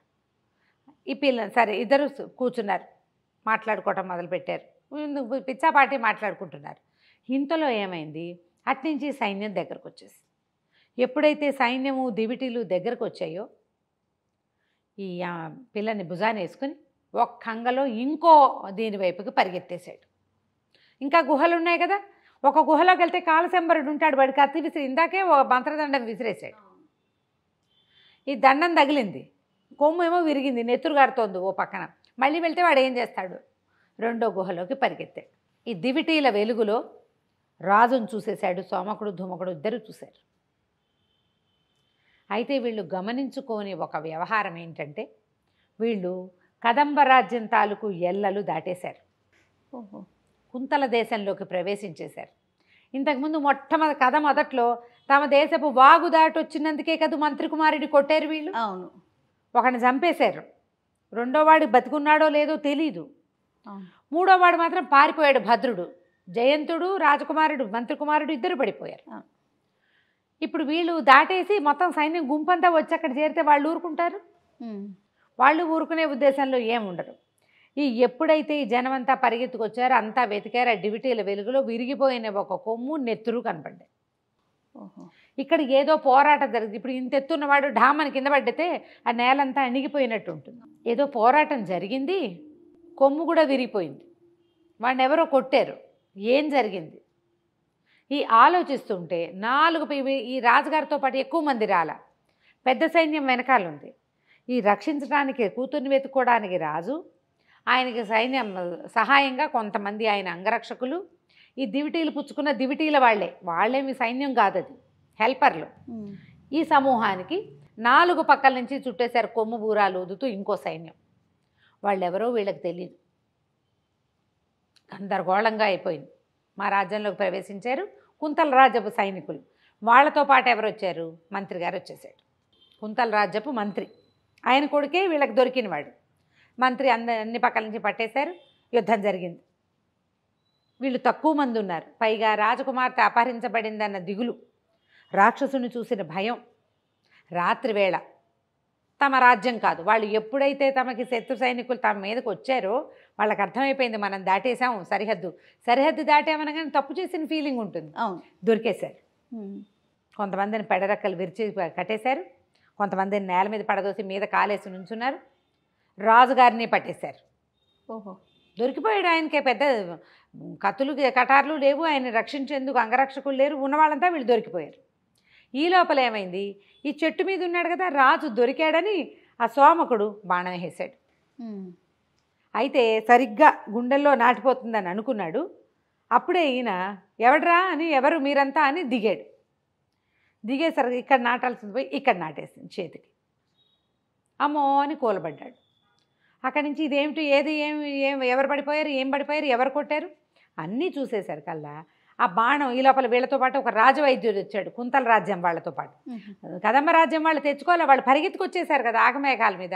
వాళ్ళు ప్లాన్డ్గా వచ్చాడు మంత్రి. ఎందుకంటే తన కొడుక్కి దెబ్బ తగిలిందని భద్రుడు చెప్పాడు. ఒకవేళ పిల్లాడు ఎక్కడైనా శరీరం దొరికితే వైద్యం చేయించడానికి డాక్టర్ వద్దు, ప్లాన్డ్గానే తెచ్చుకున్నారు. వైద్యుడిని కాకేశారు. వైద్యుడు చకచక బాణం లాగాడు. అమ్మో రాజుగారు మూలుగుతుంటే పక్కపక్క నవ్వాడు మంత్రి. ఏమండి మీరు ఏం చేశారనో, భద్రుడిని మా వాడి కొట్టారు, వాడు ఇక్కడ మీ దగ్గర బాణం నాటితే మీ బాణం తగిలిన వాడు అంత దూరపు ప్రయాణం చేసి వచ్చి బాణం తీశాక నవ్వుతూ ఇక్కడ ఏం జరిగిందో చెప్పాడు. మీరేంటి రాజు అయ్యుండి ఇట్లా కుయ్యమయ్యో అంటున్నారు. రాజుకి ఇంకా ధైర్యం ఉండద్దు, చిన్న పిల్లాడు వాడు, 20 ఏళ్ల వాడు, ఇంత దూరము ప్రయాణించి వచ్చాడు కదా అన్నాడు. అన్నాక ఈ బాణం తీసాక వైద్యుడు దాన్ని కడిగేసి మంత్రి గారికి అప్పచెప్పాడు. దాని మీద చూస్తే వాళ్ళు ఇచ్చిన బాణం అది. ఇప్పుడు ఏం చేశారు, కుంతల రాజ్యం వాళ్ళు ఇద్దరికి, సోమకుడికి ధూమకుడికి ఇచ్చారు. అనేసరికల్లా ఇది చూడంగానే వెంటనే ఈయనకి సర్వసైన్యాధ్యక్షుడిని, తర్వాత ఏమో ఒక దండనాయకుడు కేకేశాడు, ఇది చూడండి ఇది మన బాణం కదా అని. అవును, ఈ బాణాలు ఎవరికి ఇచ్చారు, అన్ని లెక్కలుంటాయి వాటికి. ప్రభు, హంతకులని ఇద్దరిని మనకు అప్పచెప్పారు కదా, భ్రాతృహంత పితృహంత అని చెప్పారు, వాళ్ళకి ఇవ్వబడిన బాణం ఇది, వాళ్ళకి ఇచ్చాం. అవి అన్ని లెక్కలు రాసి ఉంటాయి, ఆ బాణాల మీద గుర్తులు ఉంటాయి. వాళ్ళకి ఇచ్చాము, వాడే ఇక్కడెక్కడో ఉండుంటాడు, అక్కడి నుంచి గాలించండిరా అన్నాడు. అనేసరికి చెట్టు మించి వాళ్ళిద్దరూ దూకారు. వాళ్ళని పట్టుకున్నారు. ప్రభు మాకు శరణిచ్చారు కదా మీరు అంటే, మంత్రిని బాగుంది, ఇప్పుడు ఎందుకు కొట్టారంటే వీడిని చంపేద్దాం అనుకున్నాము, వీడు దుర్మార్గుడు, వీడి వల్ల మాకు మొత్తం రైతు కుటుంబాలన్నీ అన్యాయం అయిపోయినాయి. ఈయన అరవబోయాడు. అరిచేసరికల్లా మంత్రాన్ని, నువ్వేంటి అరుస్తావు, నువ్వు ఇప్పుడు ఖైదీవి, మాకు నువ్వు ఖైదీవైనా నీకు వైద్యం చేయించాం, నీలాంటి వాళ్ళం కాదు మేము, కొట్టేసి చంపేసే వాళ్ళం కాదు, మాకు దొరికిన ఖైదీకి దెబ్బ తగిలితే వాడికి వైద్యం చేయిస్తుంది కుంతల దేశం వాళ్ళ, మా పద్ధతి ఇది.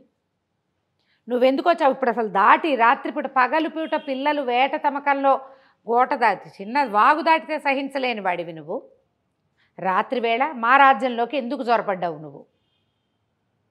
నెత్తి నోరు కొట్టుకున్నాడు ఉగ్రసేనుడు. ఏం చేయను, మా అమ్మాయిని రాక్షసుడు ఎవడో ఎత్తుకుపోయాడు అనేసరికి ఇప్పుడు వీళ్ళు చెప్పారు, సోమకుడు ధూమకుడు, ప్రభు ఇక్కడ ఒక దొమ్మి జరిగింది, పెద్దది కాదు, లోపల నుంచి ఒక మాంత్రికుడు వచ్చాడు, అమ్మాయిని ఎత్తుకున్న ఒక రాక్షసుడు కనపడ్డాడు, మాంత్రికుడి చేతిలో ఉన్న మంత్రదండం వీడిని రాక్షసుడిని కొట్టింది, వాడి కొమ్ము విరిగింది అక్కడ ఉంది. అతని పిల్లని ఎత్తుకుని రెండో గుహలోకి వెళ్ళాడు. అయితే కాలశంబరుడు ఒక అరుపులో ఒక మాట చెప్పాడు, ఒక మహావీరుణ్ణి రక్షిస్తున్నానని. ఒకవేళ ఆ మహావీరుడు మీవాడే అయి ఉండాలి, ఎందుకంటే వీళ్ళకి జయంతుడి శవం కనపడింది, వాళ్ళు వెతుకుంటున్నారు బాడీ కోసం. జయంతుడు రెండోవాడు, మంత్రి కుమారుడు కాకుండా రెండోవాడు జయంతుడు. జయంతుడు శరీరం దొరికింది, భద్రుడు ఇంటికి వచ్చేసాడు. ఇప్పుడు దొరికినవాడు శవం దొరకని మంత్రి కుమారుడు ఒకవేళ ఈ రక్షింపబడుతున్న మహావీరుడు కావచ్చు, అదో అవకాశం ఉంది. ఈ గుహల్లో ఉన్నారు వాళ్ళు. సరే ముందు ఈ రాజును పట్టండి, కొంతమంది అక్కడికి వెళ్దామని దివిటీలు వెలిగించారు. గుహల్లోకి ప్రయాణించడం మొదలుపెట్టారు. ఎవ్వరూ లేరు. ఆ గుహ లోపల చూడడానికి ఇంతే ఉంది. పోనీ ఆ మహావీరుడు అని చెప్పాడు, ఆ వాడెవడైనా ఉండే, వాడు లేడు. కానీ అక్కడ కొన్ని ఇవి కనిపిస్తున్నాయి, మూలికలు అవి కనపడ్డాయి. లోపలికి వెళ్ళిపోతున్నాయి, అన్ని దారులు లోపలికి ఉన్నాయి. ఇప్పుడు కాలశంబరుడు ప్రవేశించిన ఉన్న గుహలోనూ వెనకాల దారులు ఉన్నాయి, కుంభీరుడు ప్రవేశించిన గుహలోనూ దారులు ఉన్నాయి, అక్కడ ఇక్కడ ఖాళీగా ఉంది. ఇప్పుడు ఈ పిల్లని వెతకడం ఎట్లా, ఈ కుర్రాన్ని వెతుక్కోవటం ఎట్లా, ఈ డైలమాలో ఆగారు. మాంత్రికుడి దగ్గర గంగాధరుడి కొడుకు కుంతల దేశపు మంత్రి గారి అబ్బాయి ఉన్నాడేమో అని డౌటు. ఇలా రకరకాలుగా ఉంది వ్యవహారం. ఈ లోపలికి కొంతమంది పరిగెత్తారు. ఏ గుహల్లోకి కాలశంబరుడు వెళ్ళిపోయాడని అనిపించిందో అటువైపు కొంతమంది వెళ్ళారు. ఈ కుంభీరుడు వెళ్ళిన దాంట్లోకి కొంతమంది వెళ్ళారు. లోపల ఏవో గుహలు సొరంగాల్లాగా ఉన్నాయి. ఇంకో గుహలోకి అడుగుపెట్టిన వీళ్ళు కొంచెం సైనికులు కేకలు పెట్టేశారు. వాడు లోపల చావు కేకలు పెడుతుంటే బయట వాడు వెళ్ళటానికి భయపడతాడు. అక్కడ ఉన్నది రాక్షసుడో తెలీదు, మాంత్రికుడో తెలీదు. దాంతో ఈ సోమకుడు ధూమకుడు ఉన్నారు కదా, వాళ్ళు పరుగులు పెట్టారు లోపలికి. పరుగులు పెడితే లోపల ఒక పెద్ద కొండ చిలువ ఒకడినేమో మింగింది, సగం ఇట్లా పట్టుకుంది. వాడు కేకలు పెడుతున్నాడు ప్రాణభయంతో. ఇంకోడేమో తోకతో చుట్టి గోడకేసి కొడతాం, చంపేసి తినేస్తుంది అనమాట. ఇక వీళ్ళు ఏం చేశారు, పరిగెత్తుకుంటూ వెళ్ళి చెరో కత్తి పుచ్చుకుని కొండ చిలువని తెగ నరికారు. దాని నోట్లో నుంచి ఊడిపడ్డవాడిని ఈడ్చుకొచ్చారు బయటికి. అక్కడ రాక్షసుడు ఉన్నాడని వీళ్ళంతా వాదించుకుంటారు. వాదించుకోవద్దు, లోపల ఉన్నది కొండ చిలువే, వీళ్ళు దొరికిపోయారు, వాడు కేకలు పెడుతున్నాడు, దాని నీడని చూసి రాక్షసుడని వాళ్ళు భయపడ్డారు. పట్టుకున్నది పాము అని కూడా వాళ్ళకి అర్థం కాలేదు. చీకట్లో మేము వెలుగులో నుంచి వెళ్ళాం, మాకు కనపడుతోంది అని చెప్పారు. చెప్పి ఆ గుహల్లో చూస్తుంటే ఏదో మెరుస్తూ కనపడింది సోమకుడికి. తీరా చూస్తే అది కాలశంబరుడి మంత్రదండం. అంతకుముందు ఈ మంత్రదండమే వచ్చి కుంభీరుడి కొమ్ము విరక్కొట్టింది. అక్క మంత్రదండం పుచ్చుకుని ఇదిగోండి దొరికిందంటే ఈ గంగాధరుడు మంత్రి గారు ఉన్నాడు కదా, కుంతల రాజపు మంత్రి, ఆయన అన్నాడు నీకు దొరికింది కాబట్టి అది నువ్వే ఉంచుకోమన్నాడు. దాంతో ఏం చేసుకుంటారు మంత్రదండంతో? కాకపోతే అది ఎట్లా ఉంది, ఇట్లా కొంచెం మెలికలు తిరిగి కడ్డీలాగా ఉన్న పాములాగా ఉంది. సరే అది ఇట్లా దట్టీలో పెట్టుకున్నాడు. ఇంకా డిస్కషన్ మొదలుపెట్టారు. ఆయన ఏమంటాడు, ఇప్పుడు రాజ్యం కోల్పోయినట్టే, కదంబ రాజ్యము రాజు ఆయన ఊళ్ళోంచి బయటకు వచ్చాడు. ఊళ్ళో ఏమో పెద్ద యాజిటేషన్ ఏదో జరుగుతోంది, కూతురు కోసం పరిగెత్తుకొచ్చేసాడు. ఇంతలో ఏమైంది, దూరం నుంచి ఒక ఆయన పరిగెత్తుకుంటూ వచ్చాడు. ఒళ్ళంతా దెబ్బలు, బట్టలు చిరిగిపోయి ఎగశ్వాసతోటి వచ్చాడు. ఈ ఎగశ్వాసతో వచ్చిన వాడెవడు, కదంబ రాజ్యపు మంత్రి. వచ్చేసరికల్లా ఆ మంత్రి ప్రభు మీరు ఇక్కడ ఉన్నారా అన్నాడు. చూస్తే భయం వేసింది. ఈయన కుంతల దేశపు రాజు గంగాధరుడు మంత్రి అని తెలుసు అతనికి. మంత్రిలాగా ఉన్నారంటే అవునన్నాడు ఆయన. అని ప్రభు మనం నాశనం అయిపోయాం, ప్రజలు మొత్తం తిరగబడిపోయారు అంటే వీళ్ళు ఏమనుకుంటున్నారు, వేరే రాజ్యం రాలా, కుంతల రాజ్యపు సైనికులు వచ్చారేమోనని డౌట్గా ఉంది. అది కూడా కాదు, కుంతల రాజ్యపు సైనికులు చిన్న గ్రూపే, అది కూడా ఇక్కడ ఉన్నారు. ప్రజలే తిరగబడ్డారు, బొక్కసం మీద పడిపోయారు, మరి అందరినీ చావగొట్టేశారు, ప్రజలు పూర్తిగా రాజ్యాన్ని ఇచ్చేసేశారు, వాళ్ళు తిరగబడిపోయారు అని గందరగోళంగా చెప్పేసరికల్లా ఇప్పుడు ఈయన రాజ్యాన్ని రక్షించుకోవడానికి వెళ్తాడా, కూతురుని రక్షించుకోవడానికి వస్తాడా? పిల్లనేమో రాక్షసుడు ఎత్తుకుపోయాడు. అంతలో ఈ మంత్రి ఏమన్నాడంటే వాళ్ళకి ఇద్దరు ఈ యాజిటేషన్కి తిరుగుబాటుదారులకి నాయకులు ఇద్దరున్నారు, సోమకుడు ధూమకుడు అన్నారు. ఆనంగానే నిర్ఘాంతపోయారు. సోమకుడు ధూమకుడు ఎక్కడున్నారు, వీళ్ళతో ఉన్నారు. ఆనంగానే సోమకుడు రయ్యమని కత్తి తీశాడు. చంపేస్తాను నిన్ను అంటే ధూమకుడు ఆపాడు. ప్రభు చూసారా వీళ్ళన్నీ అబద్ధాలేనండి, 2 రోజులుగా మేము మీతోటే ఉన్నాం, అసలు కదంబ రాజ్యంలో అడిగే పెట్టలా, మేము ఇక్కడికి అడుగు కూడా పెట్టలేదు, మేమే వీళ్ళ విధని చెప్తున్నారు అనగానే గంగాధరుడు అన్నాడు ఏమిటి అసలు, రాజు అబద్ధాలే చెప్తాడు, మంత్రి అబద్ధాలే చెప్తాడు, రాజు కూతురుని రాక్షసుడు ఎత్తుకుపోయాడు అంటాడు, ఇక్కడ ఎవడు కనపడ్డు. ఆ మంత్రి వచ్చి సోమకుడు ధూమకుడు అంటే వాడు నా ఎదురుకుండా ఉన్నారు, ఒక్క నిజం చెప్పరా మీరు, మీ మాటలు ఏ మాటలు నమ్మాలి, సరైన మాటలు చెప్పాలి కదా మీరు నమ్మాలంటే.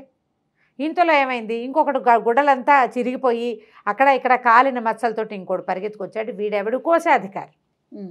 ప్రభు బొక్కసం అంతా ఖాళీ అయిపోయింది, ప్రజలు దోచుకుపోయారు. ఇప్పుడు ఈ మాట నమ్మాలా, వీడే దోచేసి చెప్తున్నాడేమో తెలియదు.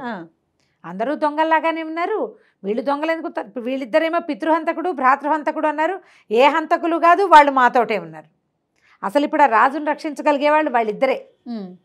యువరాణిని చూసింది వాళ్ళు, కాలశంబరుడు వెళ్ళిపోయింది, తర్వాత మాంత్రికుడు మన కుంభీరుడు రాక్షసుడు వెళ్ళింది చూసింది వాళ్ళే సాక్ష్యం చెప్పాలి మీకు, వాళ్ళ మీదే మీరు ఇవి చెప్తున్నారు, మిమ్మల్ని అసలు నమ్మడానికి వీలు లేకుండా ఉందని గంగాధరుడు కేకలేశాడు. ఇంతలో ఏమైంది, దూరంగా తప్పెట్లు తాళాలు వినపడుతున్నాయి, జనాలు పెద్ద గుంపు వస్తుంది అటువైపు. వస్తుంటే ఏమిటంటే కోశాధికారి అన్నాడు ప్రజలే రాజును చంపడానికి వస్తున్నారు అని చెప్పేసరికి గంగాధరుడు అన్నాడు ఇట్లా కుదరదు, వీళ్ళని మేము అరెస్ట్ చేసాం, మా తాలూకు పాలనలో ఉన్నట్టు వచ్చేసారు వీళ్ళు, రోడ్డు దాటేసి వాళ్ళ వాగు దాటి ఇవతలకు వచ్చేసారు కదా, ఇది మా రాజ్యం, పైగా వీళ్ళని నేను పట్టుకున్నాను, నా అదుపులో ఉన్నవాడిని ఇంకోటికో చంపడానికి వీల్లేదు, అప్పుడు వాడు నాకు శత్రువు అవుతాడు అనేసి సోమకుడు ధూమకుడికి చెప్పారు. మీరు గనక వెళ్ళి వాళ్ళతో మాట్లాడి రాజుని ప్రస్తుతానికి వదిలించండి. రాజు ఏమన్నాడు, ఇప్పుడు నేను రాజ్యానికి మాత్రం రాజుని చేయనివ్వరు, ఈయన వెళ్ళనివ్వరు వెనక్కి, ఆ రాజ్యం కోల్పోయినట్టే, వాళ్ళు కొత్త రాజుని ఎన్నుకుంటారు.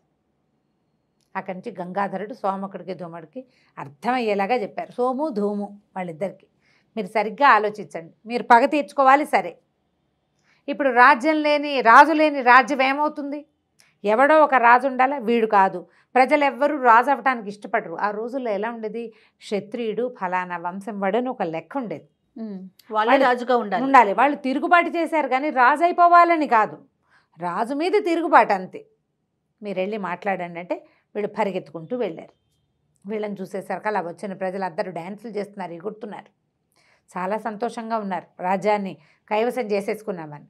అక్కడి నుంచి ఇదిగో సోమకుడు ధూమకుడు వచ్చారు, అసలు ఈ గొడవ మొదలుపెట్టిందే వీళ్ళు వచ్చారు కాబట్టి వీళ్ళు మనకి మంచిగా ఐడియా ఇస్తారు రాజుని చంపటానికని అందరూ ఆగారు. ఆగితే ఇతను ఏమన్నారు, వీళ్ళిద్దరు చెప్పారనమాట, మన చేతుల్లో లేదు, రాజుని చంపటం మన వశం కాదు, ఎందుకంటే ఆయన కుంతల రాజ్యపు మంత్రి ఇక్కడ ఉన్నాడు, ఆయన అదుపులో మన రాజు ఉన్నాడు, ఇక రాజు లేడు, ఇంకా ఏదైనా చేసామా మనం అంతా ఒట్టిగా ఏదో కర్రలు కటార్లు పుచ్చుకుని మీద పడ్డాం, వాళ్ళు రెడీగా లేరు, ఈ రాక్షసుడి భయంతో కొంతమంది పారిపోయారు, దాంతో దొరికేశారు.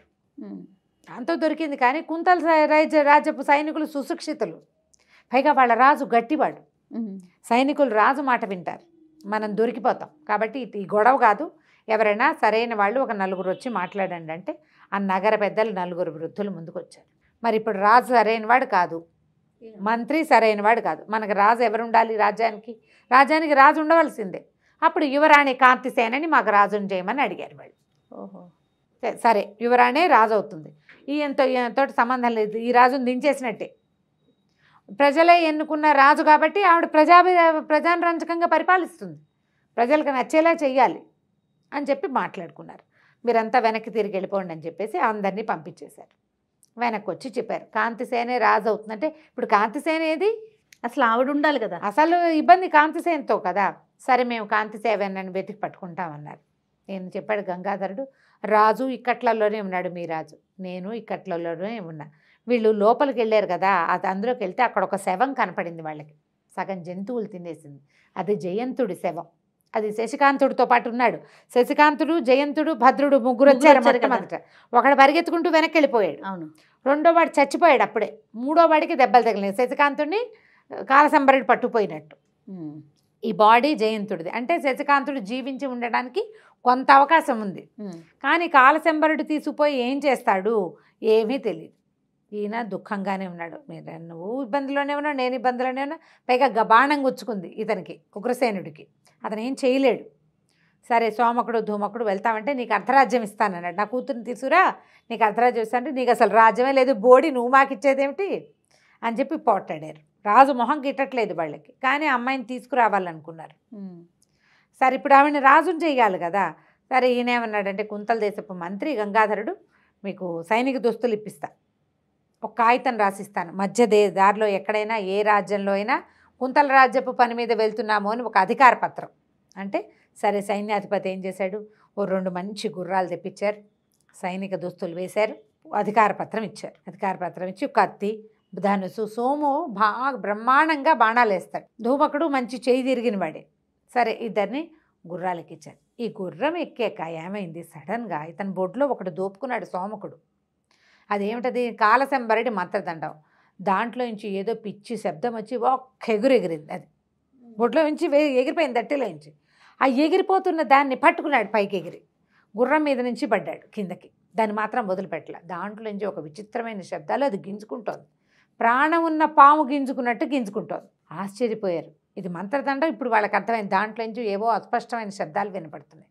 అంటే కాలసంబరుడు దీన్ని పిలుస్తున్నాడు, ఏది నా దండం అంటే పరిగెత్తుకుంటూ వెళ్ళాలి ఇది, అందుకని గింజుకుంటోంది. సరే ఇప్పుడు ఆలోచిస్తే ఈ దండం తూర్పు వైపుకి పరిగెత్తడానికి చూస్తోంది. అంటే తూర్పున ఉన్నాడు కాలసంబరుడు, అతన్ని వెతుక్కుంటూ వెళ్తే ఇతను కుంభీరుడు కూడా దొరుకుతాడు, యువరాణి కూడా దొరుకుతుందని తూర్పు వైపుకి ప్రయాణం మొదలుపెట్టారు. దాన్ని మళ్ళీ కట్టేసుకున్నారు. ఈసారి నడువుకో తాడేసి కట్టేశాడు, దాన్ని కదలకుండా. అది ఎగిరినా ఇతను పట్టుకోకర్లా, ఇతనే పట్టుకున్న చచ్చినట్టు ఉంటుందన్నమాట. ఇక తూర్పు వైపుకి ప్రయాణం చేయటం మొదలెట్టారు. సోమకుడు ధూమకుడు ఇద్దరు కలిసి యువరాణిని వెతకడానికి బయలుదేరతామన్నారు. ఈయన ఏం చేశాడు, గంగాధరుడు కుంతల రాజ్యపు మంత్రి, ఈ కదంబ రాజ్యం తాలూకు రాజుగారికి ముందు వైద్యం చేయించాడు, మంత్రికి కోశాధికారికి కూడా వైద్యాలు చేయించాడు. ఆయనేమో నేను కూడా మా పిల్లని వెతుకుతానన్నాడు. రాజు వెనకాలే మంత్రి, మంత్రి వెనకాలే కోశాధికారి. పిల్లని ఏం వెతుకుతారు వీళ్ళు, ఈయనకి భుజంలో దెబ్బ తగిలింది, ఈయనకి అంత లేదు. అందుకని ఆయన ఏమన్నాడంటే కట్లు కట్టి వీళ్ళని మన ఊరు షిఫ్ట్ చేసేయండి, కుంతల రాజ్యానికి తీసుకెళ్ళిపోతాం. ప్రస్తుతం ఇక్కడ ఒక రాజప్రతినిధిని ఎవరినైనా ఏర్పరుస్తాం కొద్ది రోజులు, యువరాణి వచ్చేదాకా ఎవరైనా ఒకళ్ళు ఉండి చూసుకునేలాగా. సరే, ఆ ఏర్పరిచి గంగాధరుడు ఈ కదంబరాజ్యం తాలూకు రాజు ఉగ్రసేనుడిని, ఆయన మంత్రిని, కోశాధికారిని, మిగిలిన సైనికులనేమో ఊళ్ళోకి పంపేశారు. వీళ్ళ ముగ్గురిని తమతో, ఎందుకంటే రాజును వెనక్కి పంపిస్తే ఇందులో తిరగబడి ఉన్నారు కదా, వీళ్ళు అజిటేషన్ చేసి ఉన్నారు, తిరుగుబాటుదారులు, వాళ్ళు ఎవరైనా ఏదైనా వీళ్ళకి ముప్పు తలపెట్టచ్చు. యువరాణి వచ్చేదాకా రాజ్యాన్ని జాగ్రత్తగా చూసుకోమని ఆ ఉన్న వాళ్ళ సైనికులకి వాళ్ళకి చెప్పేసి వీళ్ళని తమతో పాటు తీసుకెళ్ళిపోయారు. సోమకుడు ధూమకుడు బయలుదేరారు. శశికాంతుడు బతికే ఉంటాడు, మంత్రిగారి అబ్బాయి అన్న ఆశ. అతన్ని ఖచ్చితంగా కాలశంబరుడే తీసుకెళ్ళాడు. ఎందుకంటే ఆ రోజు రాత్రి చెప్పాడు, ముందు రోజు రాత్రి వీళ్ళు ఆ రోజు అర్ధరాత్రే కదా విన్నారు, ఒక వీరుణ్ణి ఒకడిని నేను రక్షిస్తున్నానని. ఆ మహావీరుడు శశికాంతుడు అవడానికి అవకాశం ఉంది. ఎందుకంటే అతని పక్కనున్న ఆ గుహలో ఉన్న శవం అతని స్నేహితుడనే జయంతుడిది కాబట్టి. ఇట్లా ఇన్ని రకాల వ్యవహారాల ద్వారా నిర్ధారించుకుని గంగాధరుడు వెళ్ళిపోయాడు. సోమకుడు ధూమకుడు తూర్పు వైపుగా బయలుదేరారు. కాలశంబరుడి మంత్రదండం తూర్పు వైపుకి ఎగరడానికి ప్రయత్నం చేసింది. ఆ వైపు ఎల్లుండొచ్చు అన్న నమ్మకంతో బయలుదేరారు. వెళ్ళగా వెళ్ళగా ఒక పెద్ద అడవిలో ఏదో సెలయేరుంది. సెలయేరు ఉండేసరికల్లా, సెలయేరు దగ్గర నీళ్ల కోసమని గుర్రాలు నాపుకునేసరికల్లా ఆ సెలయేరు దగ్గర మట్టిలో విచిత్రమైన పాదాల గుర్తు ఒకటి కనపడింది. అది దేని గుర్తు అని 5-6 చోట్ల చూశాక అది పావుకోడు యొక్క గుర్తు. చెప్పు కాదు, అది పాదం కాదు. పావుకోళ్ళకి విచిత్రంగా ఉంటుంది, ఇట్లా బల్లపరపుగా ఉంటాయి, చిన్న ఒకవైపు ఇట్లా గుండ్రంగా ఉంటుంది. మామూలుగా చెప్పుకున్నట్టు మధ్యలో ఇట్లాంటి షేప్, ఒక చిత్రమైన షేప్ ఉంటుంది దానికి. అది చెప్పుకి పడే ముద్ర వేరు, చెక్కదానికి పడే ముద్ర వేరు. పావుకోళ్ళు చెక్కలు ఉంటాయి. అవును. దాంతోపాటుగా మనిషి కాళ్ళ గుర్తులు కూడా ఇంకోటి కనపడుతుంది. అంటే పావుకోళ్ళవాడొకడు, చెప్పులు లేని వాడొకడు నడిచారనమాట. పావుకోళ్ళవాడు ఈ చెప్పు గుర్తును చూస్తే పెద్ద పాదాలు, పక్కనున్నవాడివి కూడా పెద్ద పెద్ద పాదాలే. కాబట్టి కాలశంబరుడు అయ్యి ఉండొచ్చు, ఈ దారినే వెళ్ళుంటాడు అని ధూమకుడు అండ మొదలుపెట్టాడు. సోమటుగా అతనికి నమ్మకం కుదరలా. ఏదైనా ట్రిక్ ఏమోరా ఇది, మనం ఎట్లా నమ్ముతాం దీన్ని, ఒట్టిగా చెప్పులు మన మిస్లీడ్ చేస్తున్నాడేమో వాడు. ఇప్పుడు ఇది ఉంది, మంత్రదండాన్ని పిలుస్తున్నాడు, వాడు ఆవాహన చేస్తున్నాడు, అది వెళ్ళిపోతానంటోంది. పట్టుకున్నాం, అది మన దగ్గర ఉందని వాళ్ళకి తెలుసు, గ్యారంటీగా ఎవరో పట్టారు అనేది తెలుస్తుంది. ఆ పట్టినప్పుడు కాలశంబరుడు ఇక్కడి నుంచి వెళ్ళాడు, అతనికి ఖచ్చితంగా ఇక్కడ కదంబ రాజ్యపు మంత్రులు, రాజు మంత్రి చేరారని, కుంతల రాజ్యం గంగాధరుడు చేరాడని గ్యారంటీగా తెలుసు. అందుకే పారిపోయాడు. ఈ ఉన్న గుంపులో ఎవడో ఒకడికి మంత్రదండం దొరికిందని, వాడు తన కోసం వస్తాడని తెలుసు, అమ్మాయి ఉంది కాబట్టి. మన్ని మిస్లీడ్ చేస్తున్నాడు అంటాడు. మిస్లీడ్ చేసినా బొస్లీడ్ చేసినా ఏం చేసినా వెనకాల వెళ్ళాల్సిందే, మనకి రాజకుమార్తె కావాలి. గంగాధరుడికి చెప్పావు నీ కొడుకును కూడా రక్షించడానికి ప్రయత్నం చేస్తామని. అదేం చెప్పాడు, మీరు వెళ్ళాక ఎక్కడైనా మీకు ఆనుపాను దొరికితే ఒక వేగు పంపించండి, భద్రుడు సైన్యం తీసుకుని వస్తాడు, వాళ్ళ సహాయానికి కావాలంటే నేను పంపిస్తానని చెప్పాడు. లేదా ఏ రాజ్యానికి దగ్గరలో ఉంటే ఆ రాజు ద్వారా సహాయం అందే ఏర్పాటు చేస్తానన్నాడు. చూద్దామనుకున్నారు. ఈ లోపల ఎక్కడి నుంచి చప్పట్లు వినపడ్డాయి. ఒరే ఎవరో చప్పట్లు కొడుతున్నారా అని అటు పక్కకి వెళ్ళారు, అక్కడ ఎవరు లేరు. ఇంకో పక్క నుంచి చప్పట్లు వినపడ్డాయి. అటు ఇటు ఇటు అటు చప్పట్లు వినపడి వీళ్ళని హైరాన్ పెట్టేశారు. ఇంతలో కొంతమంది భిల్లులు, అంటే కొంతమంది ఏమనాలంటే భిల్లులు, కోయలు లాంటి వాళ్ళు వచ్చి పడ్డారు. వీళ్ళిద్దరూ మంచి కటార్లు తిప్పగలిగిన వాళ్ళు కదా, వచ్చిన వాళ్ళని వచ్చినట్టు కొట్టేశారు. ఇంకో పక్క నుంచి ఇంకో గుంపు వచ్చింది, వాళ్ళని కొట్టేశారు. గుర్రాలని మాత్రం ఓ పక్కన కట్టారు, అవి అక్కడే చూస్తూ నుంచున్నాయి. ఈ కొంతమందిని కొట్టగా ఎంతమందిని కొడతారు, సినిమా కాదు కదా, ఒక 5-6 కొడతారు, 10 మందిని కొడతారు, ఇంకో 25-30 మంది వస్తాయి. ఇక తోడేళ్ల గుంపులాగా వచ్చి పడ్డారు. వీళ్ళని కొడుతూ వీళ్ళతో యుద్ధం చేస్తూ విజిల్స్ వేస్తున్నారు ఈలలు, అంటే ఇంకా జనం కావాలని. రాగా రాగా మొత్తానికి పెద్ద గుంపులాగా వచ్చేసి వీళ్ళ మీద పడి పెడరెక్కలు విరిచి పట్టేశారు. అక్కడి నుంచి పులి వాడిని పిలిచారు, విరూపో విరూపో అని పెద్ద పెద్ద కేకలు పెట్టేసరికల్లా వీళ్ళ నాయకుడిలాగా ఉన్నవాడు ఒకడు, వీళ్ళలాగానే ఆటవికుల బట్టలు వేసుకున్నవాడు ఒకడు వచ్చాడు. వచ్చి చూసి చప్పట్లు కొట్టాడు, శబాష్ శబాష్ అన్నాడు, వెరీ గుడ్ అన్నాడు, మంచి ఆహారం దొరికింది, వేట బాగా దొరికింది అని చెప్పి దగ్గరికి రాగానే డబేల్మని కాళ్ళ మీద పడ్డాడు. క్షమించండి ప్రభు అని చెప్పి పడేసరికల్లా వీళ్ళకి అర్థం కాల, ముందున్న సీన్ ఏమిటి, ఇప్పుడు జరుగుతున్న సీన్ ఏమిటి. వాడు దూరం నుంచి వస్తూ బాగా పట్టుకున్నారు, శబాష్ అన్నాడు. దగ్గరికి రాగానే ఎందుకు పడ్డాడు. పడి మాంత్రిక బంట్లు మీరు, నాకు తెలిసింది మాంత్రికుడు సైనిక స్నేహితులు, మేము పొరపాటు చేశాం, మమ్మల్ని క్షమించండి, ఒరే వదిలేండి రా అని వదిలించేశాడు. వీళ్ళకి కొంచెం లీలగా అర్థమైంది, మేము మా కాలసంబరుడి బంట్లవన్నీ నీకు ఎలా తెలుస్తుందంటే, ఇదిగో మంత్రదండ ఉంది కదా, ఆయన మాంత్రిక ద్వారా ఇక్కడి నుంచి వెళ్తూ ఆయనతో పాటు ఒక యువకుడున్నాడు, వీళ్ళకి కావాల్సిన వాడే, వాళ్ళు వెళ్ళిపోతూ మీరు ఫలానా కొంతమంది వస్తారని, వాళ్ళ దగ్గర తన దండ ఉందని, వాళ్ళు తన స్నేహితులని, దండంతో సహా వాళ్ళని తన దగ్గరికి తీసుకురమ్మని చెప్పాడు. దండం లేని వాడిని ఎవరిని దాటనివ్వద్దన్నాడు. అందుకని వచ్చిన వాడిని వచ్చినట్టు పట్టేస్తున్నాం మేము. ఓకే, మామూలు వాళ్ళు వచ్చినా పట్టేసుకుంటున్నారు. ఇప్పటిదాకా సైనికులు రాలా, మీరు సైనిక దుస్తుల్లో ఉన్న సైనికులు అని చెప్పాడు అతను. సైనిక దుస్తుల్లో ఉన్నారు వీళ్ళు, కాబట్టి ఇక పట్టుకున్నారు. అక్కడి నుంచి మమ్మల్ని క్షమించండి, మిమ్మల్ని మాంత్రిక దొర దగ్గరికి తీసుకెళ్తాము, రండి అని సరే తీసుకెళ్ళి ఆహారానికి అరేంజ్ చేశారు, శుభ్రంగా తిండి పెట్టారు, రకరకాలు వండి పెట్టి బాగా చక్కగా తిన్నాక బోల్డని ఆటవిక విన్యాసాలు బ్రహ్మాండంగా చేశారు. వీళ్ళని మరి వచ్చిన వాళ్ళని దొరలు కదా, వీళ్ళని సంతోషపెట్టద్దు, నాట్యాలు, అక్కడి నుంచి కత్తిగా యుద్ధాలు, తర్వాత ఏమో ఈ కర్రసాము కత్తిసాము అన్నీ చేశారు. ఆ రోజు తెల్లవారినాక పొద్దున్నే బయలుదేరారు. ఈ విరూపుడు అతని పేరు, ఆటవికుడు, అతను వీళ్ళతో పాటు బయలుదేరాడు. గుర్రాలను కూడా తీసుకుపోయారు. వీళ్ళిద్దరిని గుర్రాలు ఎక్కించి అతను నడుస్తున్నాడు. ఈ అడవుల్లో నడిచే అలవాటు మామూలు వాళ్ళకుండా సైనికులకి, ఆటవికులు చకచగా నడిచేస్తారు, పరిగెత్తేస్తారు. తీరా వీళ్ళు ఒక నదీ తీరానికి చేరారు. ఆ నదీ తీరానికి చేరేసరికల్లా వీళ్ళిద్దరూ చూస్తుండగానే ఎక్కడి నుంచో బల్లేలు వచ్చి పడ్డాయి. విసురుతున్నారు ఎవరో. ఈ గుర్రాలు బెదిరి పరిగెత్తేసినాయి. చాలా హైరాణగా ఉంది, అంతా వ్యవహారం ఏంటో గందరగోళంగా ఉంది, ఏం జరుగుతుందో తెలియటం లేదు. అక్కడి నుంచి ఈ విరూపుడు పరిగెత్తాడు, ఎవరు బల్లెలు ఎక్కడి నుంచి వస్తున్నాయో చూద్దామని. ఇంతలో వాడెవడో ఇతన్ని పట్టుకున్నాడు. ఇద్దరు కలిసి భీకరంగా యుద్ధం చేశారు. ఈ యుద్ధం తర్వాత చివరికి అతన్ని పట్టేశాడు. నన్ను వదిలిపెట్టు అన్నాడు రెండో వాడు. గట్టి యుద్ధంలో పెడరెక్కలు విరిచేసి నీళ్లలో ముంచేపోయేసరికి వాడు వదిలిపెట్టు విరూప, నేను పుళ్ళిందుడిని అని కేకలు పెట్టాడు. అప్పటిదాకా ఉన్న వాడు ఏదో మొహానికి పూసుకున్నాడు, వాడు పుళ్ళిందుడని వీడికి తెలియదు. అక్కడి నుంచి వెనక్కి తీసి పట్టుకున్నాడు. ఈ లోపల వీళ్ళిద్దరు వాడి దగ్గర పరిగెత్తారు, సోమకుడు ధూమకుడు. ఎవరు ఏమిటంటే ఇక్కడ ఒక భిల్లుల తెగ ఉంది, దాని నాయకుడు ఈ పులిందుడు. ఏరా మరి బల్లేలు ఎందుకు విసిరేవరా మా మీదకి అని వీళ్ళు కేకలు పెట్టేసరికి వాడు ఏమన్నాడు, ఈ విరూపుడు కొంతమంది ఆటపికలతో కలిసి వచ్చి నా 10వ పడుచు పెళ్ళాన్ని ఎత్తుపోయాడు, మరి ఎవరో రాక్షసుడి కోసం అని మాట్లాడుకున్నారు, నా పెళ్ళాన్ని రక్షించుకోవడానికి మేము అడవి దీని దగ్గరికి చేరాం, వాళ్ళు తెప్పల్లో తీసుకుపోయారు, వీడే అన్నాడు. అనేసరికి విరూపుడు అన్నాడు, లేదు నేను 2 రోజుల నుంచి నేను మాంత్రిక ద్వారా బంట్ల కోసం ఎదురు చూస్తూ నేను అక్కడ ఉన్నాను, మా వాళ్ళు ఎవ్వరూ చేయలే, నీ 10వ పెళ్ళాం మాకెందుకు, మాకు లేరా ఆడాడు.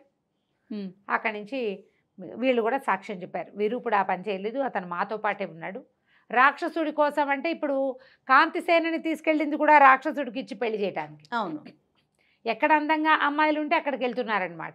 ఇంతలో ఏదో పొదలో ఒక మూలుగు వినపడింది. తీరా చూస్తే ఆ పొదలో ఒక రాక్షసుడు లాంటి వాడు ఒకడు పడున్నాడు, ప్రాణావశిష్టంగా బతికి లేడు. వాడు విచిత్రంగా ఉంది, వాడి రూపం కూడా నెత్తి మీద ఇట్లా బట్టతలా ఉన్న జుట్టంతా ఇట్లా ముళ్ళల్లే నుంచుంది. వాడు రాక్షసుడు కాదు, మనిషి కాదు. వీళ్ళు వాడిని చంపేపోయారు, పట్టుకుపోయారు. వాడు నన్ను వదిలేయండి, నేను బతకలేను, మామూలు మనిషినే, చాలా కాలంగా ఈ కాలకలి అనే ఒక రాక్షసుడికి సహాయంగా ఉన్నాను, వాళ్ళు నన్ను బంధించేశారు. ఈ దారికి వచ్చి ఈ రోడ్డు మీదకి వచ్చి ఎక్కడ అందమైన ఆడవాళ్ళు ఉంటారో దారులు చూపించడం కోసం వాళ్ళు నన్ను వాడుకున్నారు, చాలా కాలంగా తప్పించుకోవడానికి ప్రయత్నం చేస్తే నన్ను ఇట్లా కొట్టి పడేశారు అని చెప్పేసరికల్లా ఎక్కడుంటాడు ఆ కాలకలి, నీకు వీడి కాలశంబరుడు తెలుసా, వీడు తెలుసా, ఎవరు ఈ కుంభీరుడు తెలుసా అనేది, కుంభీరుడు ఎందుకు తెలీదు, వాడే ఒక ఆడపిల్లని తీసుకొచ్చాడు అన్నాడు. కాలకలి అనేది వాడు ఒక రాక్షసుడు. ఎక్కడ ఉంటాడంటే పాతాళ దుర్గంలో ఉంటాడు. ఆ పాతాళ దుర్గంలోకి వెనక వెళ్ళిన వాడులో బయటికి రాలేడు అని చెప్పాడు. చెప్పాక ఒక నిమిషంలో తన ప్రాణం కాస్తా పోయింది. పాతాళ దుర్గం వెళ్ళాలంటే ఈ నదిలోంచే వెళ్ళాలి. అయితే వాడు వీళ్ళకి ఏం చెప్పాడంటే, కాలకలి తాలూకు మనుషులు కాలశంబరుణ్ణి, తర్వాత అతనితో వచ్చిన ఒక యువకుడిని, వాళ్ళతో చాలా బీభత్సంగా యుద్ధం జరిగింది. అక్కడంతా నెత్తుటి మరకలు అవి కనపడుతున్నాయి. కానీ వాళ్ళని పట్టేశారు. వాళ్ళని ఒక పడవలో పట్టుకుపోయారు. వాళ్ళు మీకు దొరకరు, పాతాళ దుర్గానికి వెళ్ళిన వాడు వెనక్కి తిరిగి రాడు అని చెప్పి చచ్చిపోయాడు. ఇప్పుడు వీళ్ళకి ఏం తెలిసింది, కుంభీరుడు ఖచ్చితంగా అమ్మాయిని తీసుకుని వెళ్ళిపోయాడు పాతాళ దుర్గంలోకి. వీళ్ళు రెండో పాయింట్, వీళ్ళు వెతుకుతున్న కాలశంబరుడు, అతనితో ఉన్నటువంటి శశికాంతుడు కూడా గ్యారంటీగా వాళ్ళకి దొరికేశారు. అక్కడికి వెళ్ళాలంటే ఈ నదిలో వెళ్ళాలి, తెప్పలో వెళ్ళాలి, లేదా పడవలో వెళ్ళాలి. అక్కడి నుంచి పులిందుడు అన్నాడు, నా పెళ్ళాన్ని రక్షించుకోవద్దా, నేను మాత్రం మా దగ్గర తెప్పలు ఉన్నాయి, మా తెప్పలతో పాటు తెప్పలు కట్టండి అని తన బంట్లందరినీ కేకేశాడు. మా తెప్పల్లో వెళ్దామన్నారు. తెప్పల్లో వెళ్ళటమంటే ఆ నది ఎక్కడికి వెళ్తుందో, ఎలా వెళ్తుందో పులిందుడికి తెలీదు, విరూపుడికి తెలీదు, వీళ్ళిద్దరికీ అసలు మొదలే తెలియదు. నదుల్లో ప్రయాణాలు అంత సులువా అడవిలో? అది ఎక్కడ దాకా వెళ్ళి ఢామని కిందకి వెళ్ళిపోతుందో తెలీదు. అవును. దాంట్లో మొసళ్ళు ఉన్నాయా, ఇంకోటి ఉన్నాయా, తిమింగలాలు ఉన్నాయా, వీళ్ళకి తెలియదు. తర్వాత ఎక్కడెక్కడ సుడిగుండాలంటే ఇప్పుడు వాళ్ళ రెగ్యులర్గా వాళ్ళు తిరిగే అడవుల్లో ఉంటే తెలుస్తుంది. ఇదేదో కొత్త ప్రాంతం. పులిందుడు వాడు కూడా తెలియదు, అతను వెతుక్కుంటూ వచ్చాడు ఇక్కడికి. వీళ్ళు ఏదో పక్క నుంచి వీళ్ళు వచ్చారు. అక్కడి నుంచి వెతుకుదామనుకున్నారు. ఈ నదికి అంచు వెంబడి వెళ్దామనుకున్నారు. అంచు వెంబడి వెళ్తుంటే దూరంగా ఒక మలుపులో ఒక పడవ నిలబెట్టినట్టుగా కనపడుతుంది. పడవ కనపడుతుంది, అక్కడికి వెళ్దామనుకున్నారు. తెప్పల్లో తెప్పలను పక్కకు లాగేశారు, గుర్రాలను పక్కన కట్టేశారు. అందులోకి అక్కడికి వెళ్ళేసరికల్లా ఆ పడవ చుట్టూతా మొసళ్ళు కనపడుతుంది. మొసళ్ళు కనపడేసరికల్లా వీడేమన్నా చూస్తామే, ఒక బాణం వేసి కొట్టేసేయి అన్నాడు.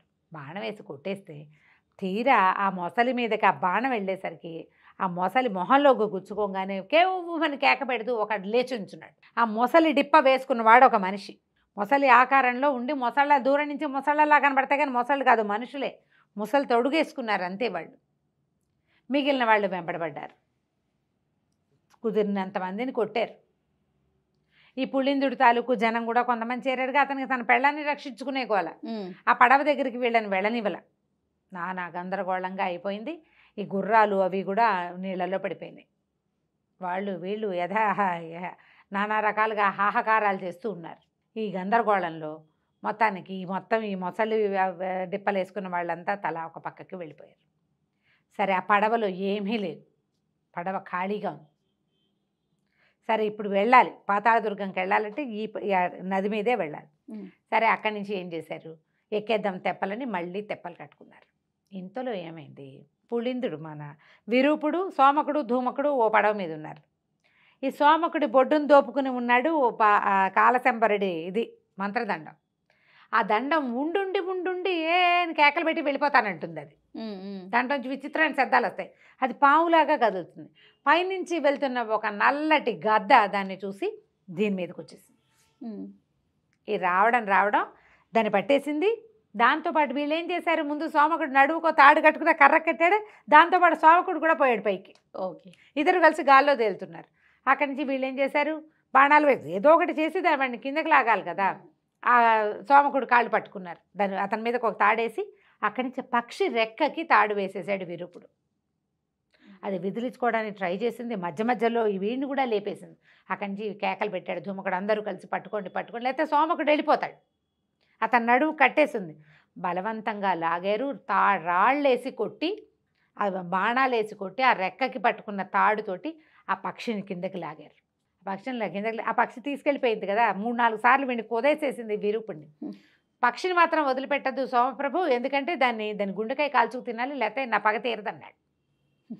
ఆటవికల పద్ధతి అట్లా ఉంటుంది కదా. ఆ పక్షిని కూడా మొత్తాన్ని లాగి కింద పడేశారు. అది అసలు ఆ విరూపుడిని గీరి పీకి లాగి పెట్టేసింది. పట్టుకుంటే అది ఆగల చాలా పెద్ద పక్షి. అప్పుడు అతను ఏం చెప్పాడంటే, ఈ పక్షులు ఇక్కడ దొరుకుతాయి, ఇది పక్షి కాదు, ఏదో రాక్షసుడిలాగా ఉంది, ఎంతుందేమిటి, ఒక మనిషిని పైకెత్తేసి రెండో వాడిని పైకి లాగేసేంత శక్తి దానికి.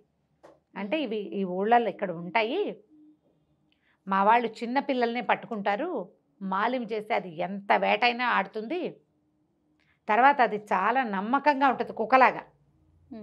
మనం ఇలాంటి కథని ఆ సినిమాలో చూసాం, ఏదో అవతార్లో పక్షుల్ని మాలిం చేసుకుంటారు, ఆ పక్షి వీళ్ళతో యుద్ధం చేస్తుంది. అవి ఇట్లాంటి కథల్లోంచి పుట్టినవి ఆ కథ అవి. మనదేనంటారు రమ్మగారు. డెఫినెట్గా ఓకే. వాళ్ళు ఆయనకి వేసినటువంటి తోక, అక్కడి నుంచి ఆ చెవులు, పక్షులతోటి మాలిమి చేయటము, నీలం రంగు, డెఫినెట్గా ఇండియన్ మైథాలజీ, అందులో అనుమానం ఏం లేదు. అక్కడి నుంచి పక్షిని కింద పడేసేసారు. ఇతనికి సరదా వచ్చింది, ఈ పక్షినైనా మాలిమి చేయొచ్చు. వీళ్ళిద్దరు నవ్వారు, నువ్వు దీని గుండెకాయని తింటానన్నావే అని.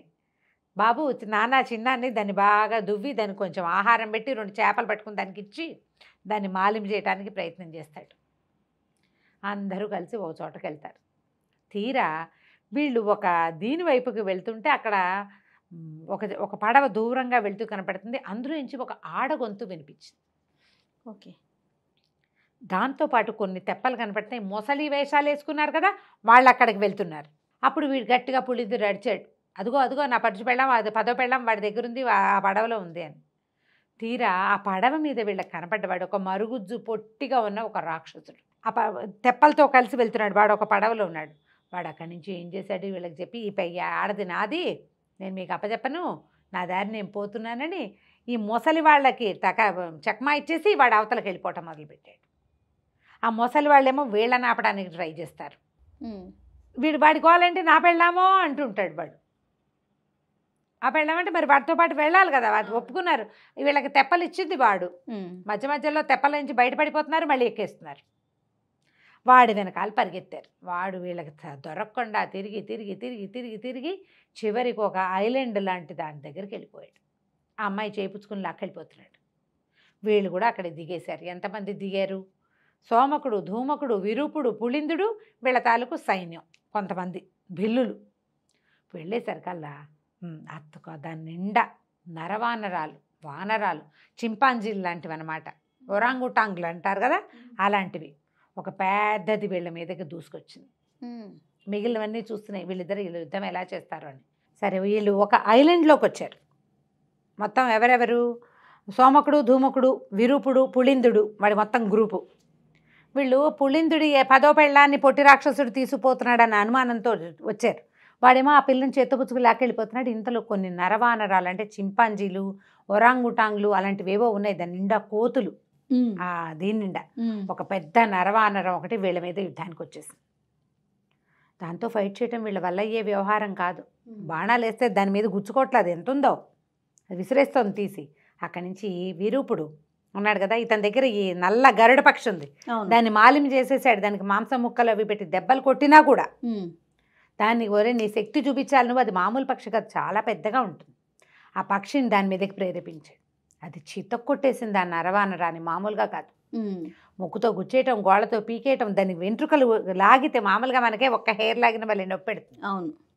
దాంతో నరవానరం ఎప్పుడైతే దెబ్బలు తగిలి పడిపోయిందో మిగిలిన కోతులన్నీ పారిపోయింది. వీళ్ళంతా ఈ పొట్టి రాక్షసుడి వెనకాల పడ్డారు. బాగా దగ్గరికి వెళ్ళాక ఏం తెలిసిందంటే ఆ పొట్టి రాక్షసుడితోటి ఉన్న అమ్మాయి పుళిందుడి భార్య కాదు, వీడి భార్య కాదు, కోయసింగి అలాంటిది ఏదో తమాషా పేరు. అది కాదు. దూరం నుంచి చూస్తే వస్త్రధారణ అలా ఉంది, గొంతు అలా ఉన్నాయి, కానీ దగ్గరకు వస్తే అది కాదు. అక్కడి నుంచి వీళ్ళ పొట్టి రాక్షసుని పట్టేశారు, వాడిని కొట్టారు యథాశక్తి. ఇక్కడి నుంచి మహాకలి లేదా కాలకలి రాక్షసుడి దగ్గరికి పాతాళ దుర్గానికి ఎలా వెళ్ళాలి, వాళ్ళతో పాటు ఎవరైనా వచ్చారా అంటే కాలశంబరుడు కూడా అందులోనే ఉన్నాడు లోపల. పాతాళ దుర్గంలోకి వెళ్ళటం అంత సులువు కాదు. వెళ్ళిన వాడు ప్రాణాలతో బయటికి రాడు. అసలు అది పాతాళ దుర్గం అంటే ఇప్పుడు కనపడుతున్న ఏ నేల మీద అయితే ఉన్నారో దాంట్లో నుంచి కిందకి వెళ్ళిపోవాలి. వీళ్ళు నది మీద ప్రయాణం చేసి వచ్చారు. అక్కడెక్కడో సముద్రపు ఘోష వినపడుతోంది. ఇది సముద్రానికి నదికి సంబంధించింది కాదు, పాతాళం. బిలం లోపలికి వెళ్తే అక్కడ కొండలు ఉన్నాయి, అక్కడ అడవి ఉంది. వాడు కుదరదన్నాడు. వీళ్ళు కాస్త వాడిని చాలా బెదిరించారు, కొట్టారు, తిట్టారు, మొత్తానికి ఒప్పించారు. ఒప్పిస్తే వాడు ఏమన్నాడంటే, సరే నేను చెప్పానని చెప్పద్దు, దీనికి ఒక సులువైన మార్గం ఒకటి ఉందని ఒక తాడు తీసుకొచ్చాడు. అక్కడ కట్టుంది ఒక చెట్టుకేసి. ఈ తాడు పుచ్చుకుని జైమని వెళ్ళాలని ఒక కందకం చూపించాడు. ఆ కందకం నిండా పెద్ద పెద్ద పాములు. మనుషులు కనపడేసరికల్లా అవన్నీ బుసలు కొడుతూ పైకి వస్తున్నాయి. పైకంటే పాకి రావటల్లా, వీళ్ళకి అందులో పడితే పట్టుకుని మింగేయడానికి. ఓహోహో. ఇవి దగ్గరలోనే 1-2 శవాలు కూడా అంటే కంకాళాలు కనపడుతున్నాయి, అస్థిపంజరాలు. అంటే ట్రై చేసి చచ్చిపోయిన వాళ్ళు. ఏం చేయాలి ఇప్పుడు? ఆ కందకంలోకి దిగాలని చెప్తాడు వీడు. అందులోకి దిగితే పాములకు దొరికిపోము. అక్కడి నుంచి వాడిని 2 పీకారు. మళ్ళీ నువ్వు సరిగ్గా చెప్పటం లేదు, నువ్వు నిజం చెప్తేనే అదర్వైజ్ ఈ అమ్మాయిని నీ పెళ్ళమైనా సరే పుళ్ళిందికి ఇచ్చి పంపించేస్తాం అనేసరికి వాడేమన్నాడు, నేను చాలా కష్టపడి సాధించుకున్నాను, వాళ్ళకి దొరకకుండా తప్పించుకుంటున్నాను, వాళ్ళు ఎవరు దొరికితే వాళ్ళతో పని చేయించేసుకుంటారు, మనుషుల్ని తెచ్చి పని చేయిస్తున్నారు, లోపల రాక్షస బంట్లే కాదు మానవ బంట్లు కూడా ఉన్నారు. సరే నేను ఒక మెథడ్ చెప్తానని ఈ తాడు పుచ్చుకుని లోపలికి దూకితే ఈ మన పాములు కనపడుతున్నాయి కదా, అవి కాకుండా మధ్యలోనే ఒక రాయి లాంటిది ఒకటి ముందుకు వచ్చింది, దాని మీద దిగుతారు, అందులోకి డైవ్ చేయాలన్నమాట లోపలికి, ఈ బంగీ జంప్ లాంటిది. అందులోకి వెళ్తే ఆ రాయి మీద కనుక నిలబడితే అక్కడ ఒక తలుపు ఇట్లా తెరుచుకుంటుంది, అదొక సొరంగ మార్గం. ఇది ఒక ప్రత్యేకమైన మార్గం, కేవలం రాక్షస బంట్లు మాత్రమే యూజ్ చేసేది, అత్యవసర సమయాల్లో వాడతారు. మీరు వెళ్ళిపోండి, అది ఒక గంట సేపు ప్రయాణం చేయాలి ఆ సొరంగంలో, గంట నడిస్తే మీకు అడవి వస్తుంది, కానీ మీరు బతుకుతారని నమ్మకం నాకు లేదు. బయటకు వెళ్ళా కూడా అందరూ రాక్షసులే, వాళ్ళు మిమ్మల్ని బతకనివ్వరు. మీరు వెళ్దామనుకుంటుంది సామాన్యమైన రాజ్యం కాదు, వాడు మామూలు వాడు కాదు, 100 ఏళ్ల వయసు ఉన్న రాక్షసుడు. రేపెప్పుడో వాడు పుట్టినరోజు కూడాను. వాళ్ళు మనుషుల్ని బలిస్తారు, దొరికితే మిమ్మల్ని కూడా బాగా చంపేస్తారు. వీళ్ళు ఏమనుకున్నారంటే మేము ఇప్పుడు కాంతిసేనని తీసుకురావాలి, దీంతోపాటు శశికాంతుడు తెస్తామని గంగాధరుడి మంత్రికి చెప్పాం, ట్రై చేద్దాం. సరే ఈ పులిందుడు అన్నాడు, అన్న నేను ఎందుకు ఇక్కడ ఉండటం, ఈ అమ్మాయి ఎలాగూ నా భార్య కాదు, మిగిలిన 9 మంది పెళ్ళాలైనా నేను చూసుకోవాలి కదా అన్నాడు. భామా సింగి అతని భార్య పేరు. ఓహో, భామా సింగి. అయితే అనేసరికల్లా సరే వీడు వెళ్ళిపోతామనేసరికల్లా అమ్మాయి వీడు గోల తప్పిందే చాలు అనుకున్నారు, వాడు నా పెళ్ళామో అని వాడు గోల అదే కదా. అవును. సరే పోతే పొమ్మన్నారు, మీ ఆవిడ కనుక ఎక్కడైనా కనబడితే తీసుకొస్తాం, నువ్వు ఇప్పటిదాకా మాకు చేసిన సహాయానికి, అవసరమైతే మేము వెనక్కి వచ్చాక మళ్ళీ సహాయం చేద్దువు కానీ అని చెప్పారు. చెప్పేసరికల్లా సరే అన్నారు. ఇంతలో ముందు ఈ నరవానడంతో యుద్ధం చేసిందా నల్ల గరుడ పక్షి, అది పారిపోయింది, వీడికి దొరకల, అయ్యో అనేది మిస్ అయిపోయిందని బాధపడుతున్నాడు. కానీ వీళ్ళు కందకంలోకి వెళ్ళే సమయానికి ఆ పక్షి వీళ్ళని వెతుక్కుంటూ వచ్చేసింది. ఓహో. అవి మాలిమైతే వదిలిపెట్టవు. ఆ పక్షితో సహా విరూపుడు నల్ల పక్షి, సోమకుడు ధూమకుడు నలుగురు మాత్రం అందులోకి దూకారు.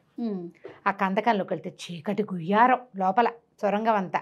ఇప్పుడు తిరుగుతున్నారంటే గ్యారంటీగా వాళ్ళు ఏదో ఏర్పాటు చేసుకుని ఉంటారు. కాస్త అటు ఇటు వెతుకుదామంటే వెతుక్కుంటే వాళ్ళకి కాగడాలు చెకుముకి రాళ్ళు దొరికినాయి. వెలిగించుకున్నారు, నిశ్శబ్దంగా నడవటం మొదలుపెట్టారు. గంట నడవాలి. ఈ సందట్లో ఎవరైనా అటు నుంచి కనుక వచ్చారో వీళ్ళు దొరికారే అంతే. అయితే ద్వారం దాకా వెళ్ళిపోయారు, మాటలు సందడి వినపడుతోంది. ఇది అడవి ఒక సొరంగ మార్గంలోంచి వెళ్తే అక్కడి నుంచి అడవి వస్తుంది. సరే ఏం చేశారు, ఆ సొరంగ ద్వారం దగ్గర చూస్తే ద్వారానికి 4 కాపలా ఉన్నారు. కాపలా తప్పదు, ఈ పొగని సరే వీటిని కాగడాలు ఆర్పేశారు, వాసన వస్తుంది. కొంతమంది అట్లా నడిచి వెళ్తున్నారు. ఈ కాపలా ఉన్న వాళ్ళు పక్కన కూర్చుని ఉన్నారు. అరే ఏదో పొగ వాసన వస్తుంది అంటే అసలు ఇక్కడ లేని పొగలేమిటి, పర్వాలేదనుకున్నారు. బయటికి వెళ్తే వాళ్ళకి దొరికేస్తారు. రాక్షసులు సామాన్యంగా లేరు, ఒక్కొక్కడు 10-12 అడుగులు. మనుషులు కూడా వీళ్ళకంటే బలంగా ఉన్నారు, వాళ్ళ తిండి తిని. సరే కాసేపు వెయిట్ చేశారు, గుసగుసలు వినపడుతున్నాయని అదని ఇదని అనుకుంటున్నారు. ఇంతలో వీళ్ళకి ఇప్పుడు ఇక్కడ ఏముంది, తిండి లేదు, వెలుతురు లేదు, బయటికి వెళ్తే కానీ దారి లేదు. ఇక్కడి నుంచి సొరంగం నుంచి వెనక్కి వెళ్ళారనుకో పైకి ఎలా వెళ్ళాలో తెలియదు. అక్కడి నుంచి ఓ తాడుపుచ్చు దూకారు, ఇప్పుడు దూకిన చోటు నుంచి తాడెట్ట పుచ్చుకుంటారు. అవును, ఇదో సమస్య. సరే కాసేపు అయిన తర్వాత ఒక శంఖధ్వని వినపడింది. వినపడంగానే అక్కడక్కడ నడుస్తున్న వాళ్ళంతా తలా ఒక పక్కకే నడుచుకుంటూ వెళ్ళిపోతున్నారు. వీళ్ళకి ఫుడ్కి ఆహారానికి ఏదో వచ్చింది పిలుపు, బ్రేక్ఫాస్టో లంచో ఏదో ఉంది, అందుకే వీళ్ళంతా పోతున్నారు అని చెప్పి ఏం చేశారు, వీళ్ళేమో ఆ ద్వారంలోంచి బయటకు వెళ్ళటానికి ట్రై చేశారు. అయితే ఈ ద్వారం దగ్గర కాపలా ఉన్న వాళ్ళు కూడా వెళ్ళిపోతున్నారు, ఒక్కడు మాత్రం వెనక్కి వచ్చాడు. ఇక్కడ ఏవో గుసగుసలు వినపడుతున్నాయని వాడిని లోపలికి రానిచ్చి కొట్టేశారు వీళ్ళు.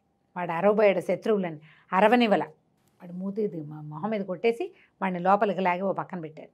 బయటికి వెళ్తే వాళ్ళకి కనపడింది పెద్దవి 4 ఏనుగులు పూల్చిన ఒక బ్రహ్మాండమైన రథం ఉంది అక్కడ. ఆ రథం మీద ఒకడు ఒకడు వస్తున్నాడు ఎక్కి. ఎంతున్నాడు వాడు, 7-8 మంది మనుషులంత ఎత్తు, 7-8 మంది బలశాలుడు అంత లావు, పెద్ద రాతి గద భుజానేసుకుని ఏనుగులు పూంచిన రథం మీద వెళ్తున్నాడు. వీడే రాక్షసుడు తెలిసింది. వీడు కాంతిసేనని పెళ్లి చేసుకోవాలనుకుంటున్నాడు. కాంతిసేన ఎంత ఉంటుంది యువరాణి, చిన్న బొమ్మ అంతే కదా. మనుషుల్లో ఆడపిల్లలు కొంచెం పొట్టిగా ఉంటారు, రాజకుమారి పరమనాజుకు. చూస్తూ ఉన్నారు, భయం వేసింది వీళ్ళకి. వీడిని ఎదుర్కోగలమా మనం? వాడు వెనకాల కూడా రాక్షస బంట్లు వెళ్తున్నారు. అక్కడి నుంచి ఈ సొరంగ మార్గం నుంచి అడవి దారి పట్టడానికి ఒక 400-500 గజాలు ఉంది. ఈ కొట్టిన వాడిని భుజాన్ని వేసుకుని వెళ్ళిపోదాం అనుకున్నారు. అక్కడే ఉంటే ఎవరో ఒకళ్ళు కనపడతారు. భుజాన్ని వేసుకుని పరిగెత్తడం అసాధ్యం. వాడు చాలా పెద్ద శరీరం ఉంది, వాడు 10 అడుగులు ఉన్నాడు, వీళ్ళు 6 అడుగులే ఉంటారు. ఇద్దరు కలిసి భుజాన్ని వేసుకోవడం కూడా కష్టమే. ఎంత ఆటవికుడైనా విరూపుడి వల్ల కూడా కాదు. వాడిని అక్కడే బారేసి పరిగెత్తారు. కాసేపు అయ్యాక వాడు బయటకు వచ్చి ఎవరో వచ్చారని చెప్తాడు. వీళ్ళు పరిగెత్తుకుంటూ వెళ్ళారు. వెళ్ళగా వెళ్ళగా వెళ్ళగా వెళ్ళగా మనకు తెలియదు ఇక్కడ ఏమి దారి తెన్ను. ఎవడైనా ఒక రాక్షస బంటు దొరకాలి. ఇట్లా ఎలా తెలుస్తుంది? ఏం తెలుసుకుంటారు అక్కడ? అసలు అవకాశమే లేదు. వీళ్ళు ముగ్గురు వెళ్తుంటే వీళ్ళకి ఈ పొట్ట నడుంలో దోపుకుని ఉన్నాడు. ఎవరిది? కాలశంబరుడిది మంత్రదండం. అది కీచు కీచుమంటూ ధ్వని చేసి ఒకవైపుకి చూపిస్తారు. దాన్ని పిలుస్తున్నారు. ఇప్పుడు అది ఒకటే దారి. అంటే కాలశంబరుడు కూడా ఖచ్చితంగా ఇక్కడే ఉన్నాడు. కానీ అతన్ని పట్టుకుని ఉంటారా? అతను మాయమ్మ అంతగాడు, కనపడకుండా ఉండగలడు. అతనికి అగ్నిస్తంభన, జలస్తంభన విద్యలు కూడా వచ్చు. ఓహో అంటాడు విరూపుడు. ఇవన్నీ వచ్చు, ఆయన పట్టుకోలేరు. బహుశా దాంకుని ఉంటాడు, ఎక్కువ చోట దాక్కుంటాడు. సరే ఇది మంత్రదండం పిలుస్తోంది కదా అని ఆ దండం పిలిచిన వైపుకి వెళ్తున్నారు. వెళ్తుంటే ఒక పెద్ద జలపాతం కనపడి సోమకుడు పరిగెత్తాడు. అమ్మయ్య, మంచినీళ్ళు ఎప్పటి నుంచో నోరు ఎండుకుపోతోంది అని ఇట్లా దోసులతో నీళ్లు తీసుకున్నాడు. నోట్లోకి నీళ్లు వెళ్ళకముందే టకీమని నీళ్ళు ఆగిపోయింది. జలపాతం మొత్తం మాయమైపోయింది. దూరంగా జలపాతం ఎక్కడి నుంచి వస్తుందో అక్కడ ఒక తెర మీద కనపడినట్టుగా కాలశంబరుడి రూపం కనపడుతోంది. ఆశ్చర్యపోయారు. ఒరే చూడండి చూడండి అని ఆ నీళ్లు ముట్టుకోగానే మాయమైపోయింది. చూసేసరికల్లా అక్కడి నుంచి ఎవరది? ఆటవిక దొర విరూపుడేనా అని ప్రశ్న వచ్చింది. వచ్చేసరికల్లా దొర, కాలశంబర దొర అని వీటికి నేల మీద పడిపోయాడు విరూపుడు. నువ్వు ఇక్కడ ఉన్నావా? మాంత్రిక దొర ఇక్కడే ఉన్నాను, లోపలికి రండి అన్నాడు. ఆ లోపలికి వెళ్దామంటే ఆ తెరలాగా కనపడుతుందిగా అగ్ని జ్వాలలు దాని నిండా. అందులోకి ఎట్లా వెళ్తారు మనుషులు? దగ్గరికి వెళ్ళారు. దగ్గరికి వెళ్తే వీళ్ళిద్దరూ ఎవరు? ఆ రాజ్యంలో కనపడ్డారు, వీళ్ళిద్దరేనా అని అడిగాడు. అవునన్నాడు. మీ మహారాజు ఉగ్రసేనుడు ఎలా ఉన్నాడు? కూతురు ఎత్తుకుపోయాక అనగానే వీళ్ళకి తెలిసిపోయింది. అతనికి మొత్తం కథ అంతా తెలుసు. ఆయన బయటకు వచ్చి వీళ్ళని లోపలికి తీసుకెళ్ళాడు. లోపలికి తీసుకెళ్తే లోపల ఒక పెద్ద ప్రపంచం ఉంది. ఎప్పుడైతే వీళ్ళు లోపలికి వచ్చేసారో జలపాతం యథాతథంగా మళ్ళీ ప్రవహించడం మొదలుపెట్టింది. అక్కడ వీళ్ళు ఉన్న సంగతి తెలియదు అనమాట. ఎవరైనా నీళ్లు ముట్టుకుంటేనే తెలుస్తుంది. వీళ్ళకి ఈ జలపాతం కాకుండా పక్కన ఇంకో పెద్ద సరోవరం ఒకటి ఉంది. రాక్షసులు ఆ నీళ్లు వాడుకుంటారు ఇంకొంచెం ఎత్తులో. వాళ్ళు పొడుగాటి మనుషులు కదా, ఈ ప్రవహించే నీళ్ళ జోలికి వాళ్ళు రావటల్లా. వాళ్ళకి కొంచెం మంత్రాల భయాలు కూడా ఉంటాయి. ఆ పై దాంట్లోకి వెళ్తారనమాట. పై దాన్ని నీళ్ళు వాడుకుంటారు. లోపల తీసుకెళ్తే చాలామంది మనుషులు మూలికలు, భస్మాలు ఏవో నూరుతున్నారు గందరగోళంగా. చాలా పని జరుగుతుంటే అప్పుడు అడిగాడు, మీరు ఎలా వచ్చారు, ఏమి వచ్చారు అనేసరికల్లా ఈతను వీడేం చేశాడు, తనకు బొడ్లో ఉన్నటువంటి మంత్రదండాన్ని, క్షమించండి మా కాలశంబర ద్వారా మాకు మీ సంగతి తెలీదు, ఆనాటి రాత్రి మీరు వదిలిపెట్టేసిన ఈ మంత్రదండాన్ని పట్టుకునే ఇంత దూరం వచ్చాము అని చెప్పి మంత్రదండాన్ని కాలశంబరుడికి అప్పచెప్పాడు. ఓకే. దండం తీసుకోగానే ఆయన మా నాన్నది ఇది అని, మా తండ్రి చాలా దుర్మార్గంగా వధింపబడ్డాడు ఇక్కడ ఉన్నటువంటి మహాకలి కాలకలి రాక్షసుడి వల్ల. వాడిని అంతం చేయడం కోసమే ఇక్కడికి వచ్చాను. నాకు సహాయం చేసే వాళ్ళు ఎవరో కాదు, మీ రాజుగారి మంత్రి గారి స్నేహితుడి కుమారుడైన భద్రుడు. ఈ భద్రుడు ఎవడు? మొట్టమొదటి కత్తి దెబ్బ తిని రాజ్యానికి పరిగెత్తినవాడు. వాడు సైన్యంతో ఇక్కడికి వచ్చేసాడు. వీళ్ళు ఆశ్చర్యపోయారు. వీళ్ళు వచ్చే దారిలో చూశారు, ఆ కొండ కింద భాగంలో వీళ్ళు లోపలికి దిగారు. లోపల కూడా కొండలున్నాయి, అడవులున్నాయి, జలపాతాలున్నాయి, సరోవరాలున్నాయి. పాతాళంలో అదే పాతాళ దుర్గం. ఆ కాలకలి, ఆ మహాకలి రాక్షసుడి యొక్క సామ్రాజ్యం అదంతా.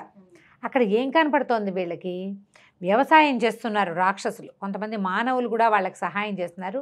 దున్నడానికి వాళ్ళు వాడుతున్న జంతువులు ఏంటంటే ఏనుగులు, సింహాలు, పులులు, నాగళ్ళు లాగుతున్నాయి.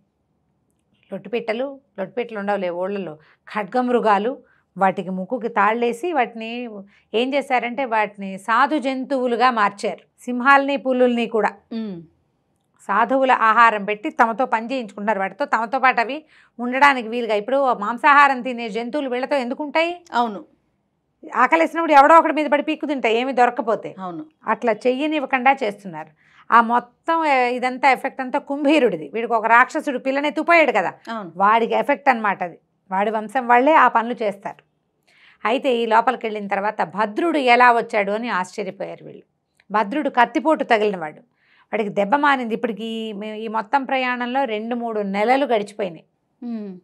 3 months పట్టింది రాజకుమార్తెని ఎత్తుకుపోయి. అప్పటికి 3 నెలలు.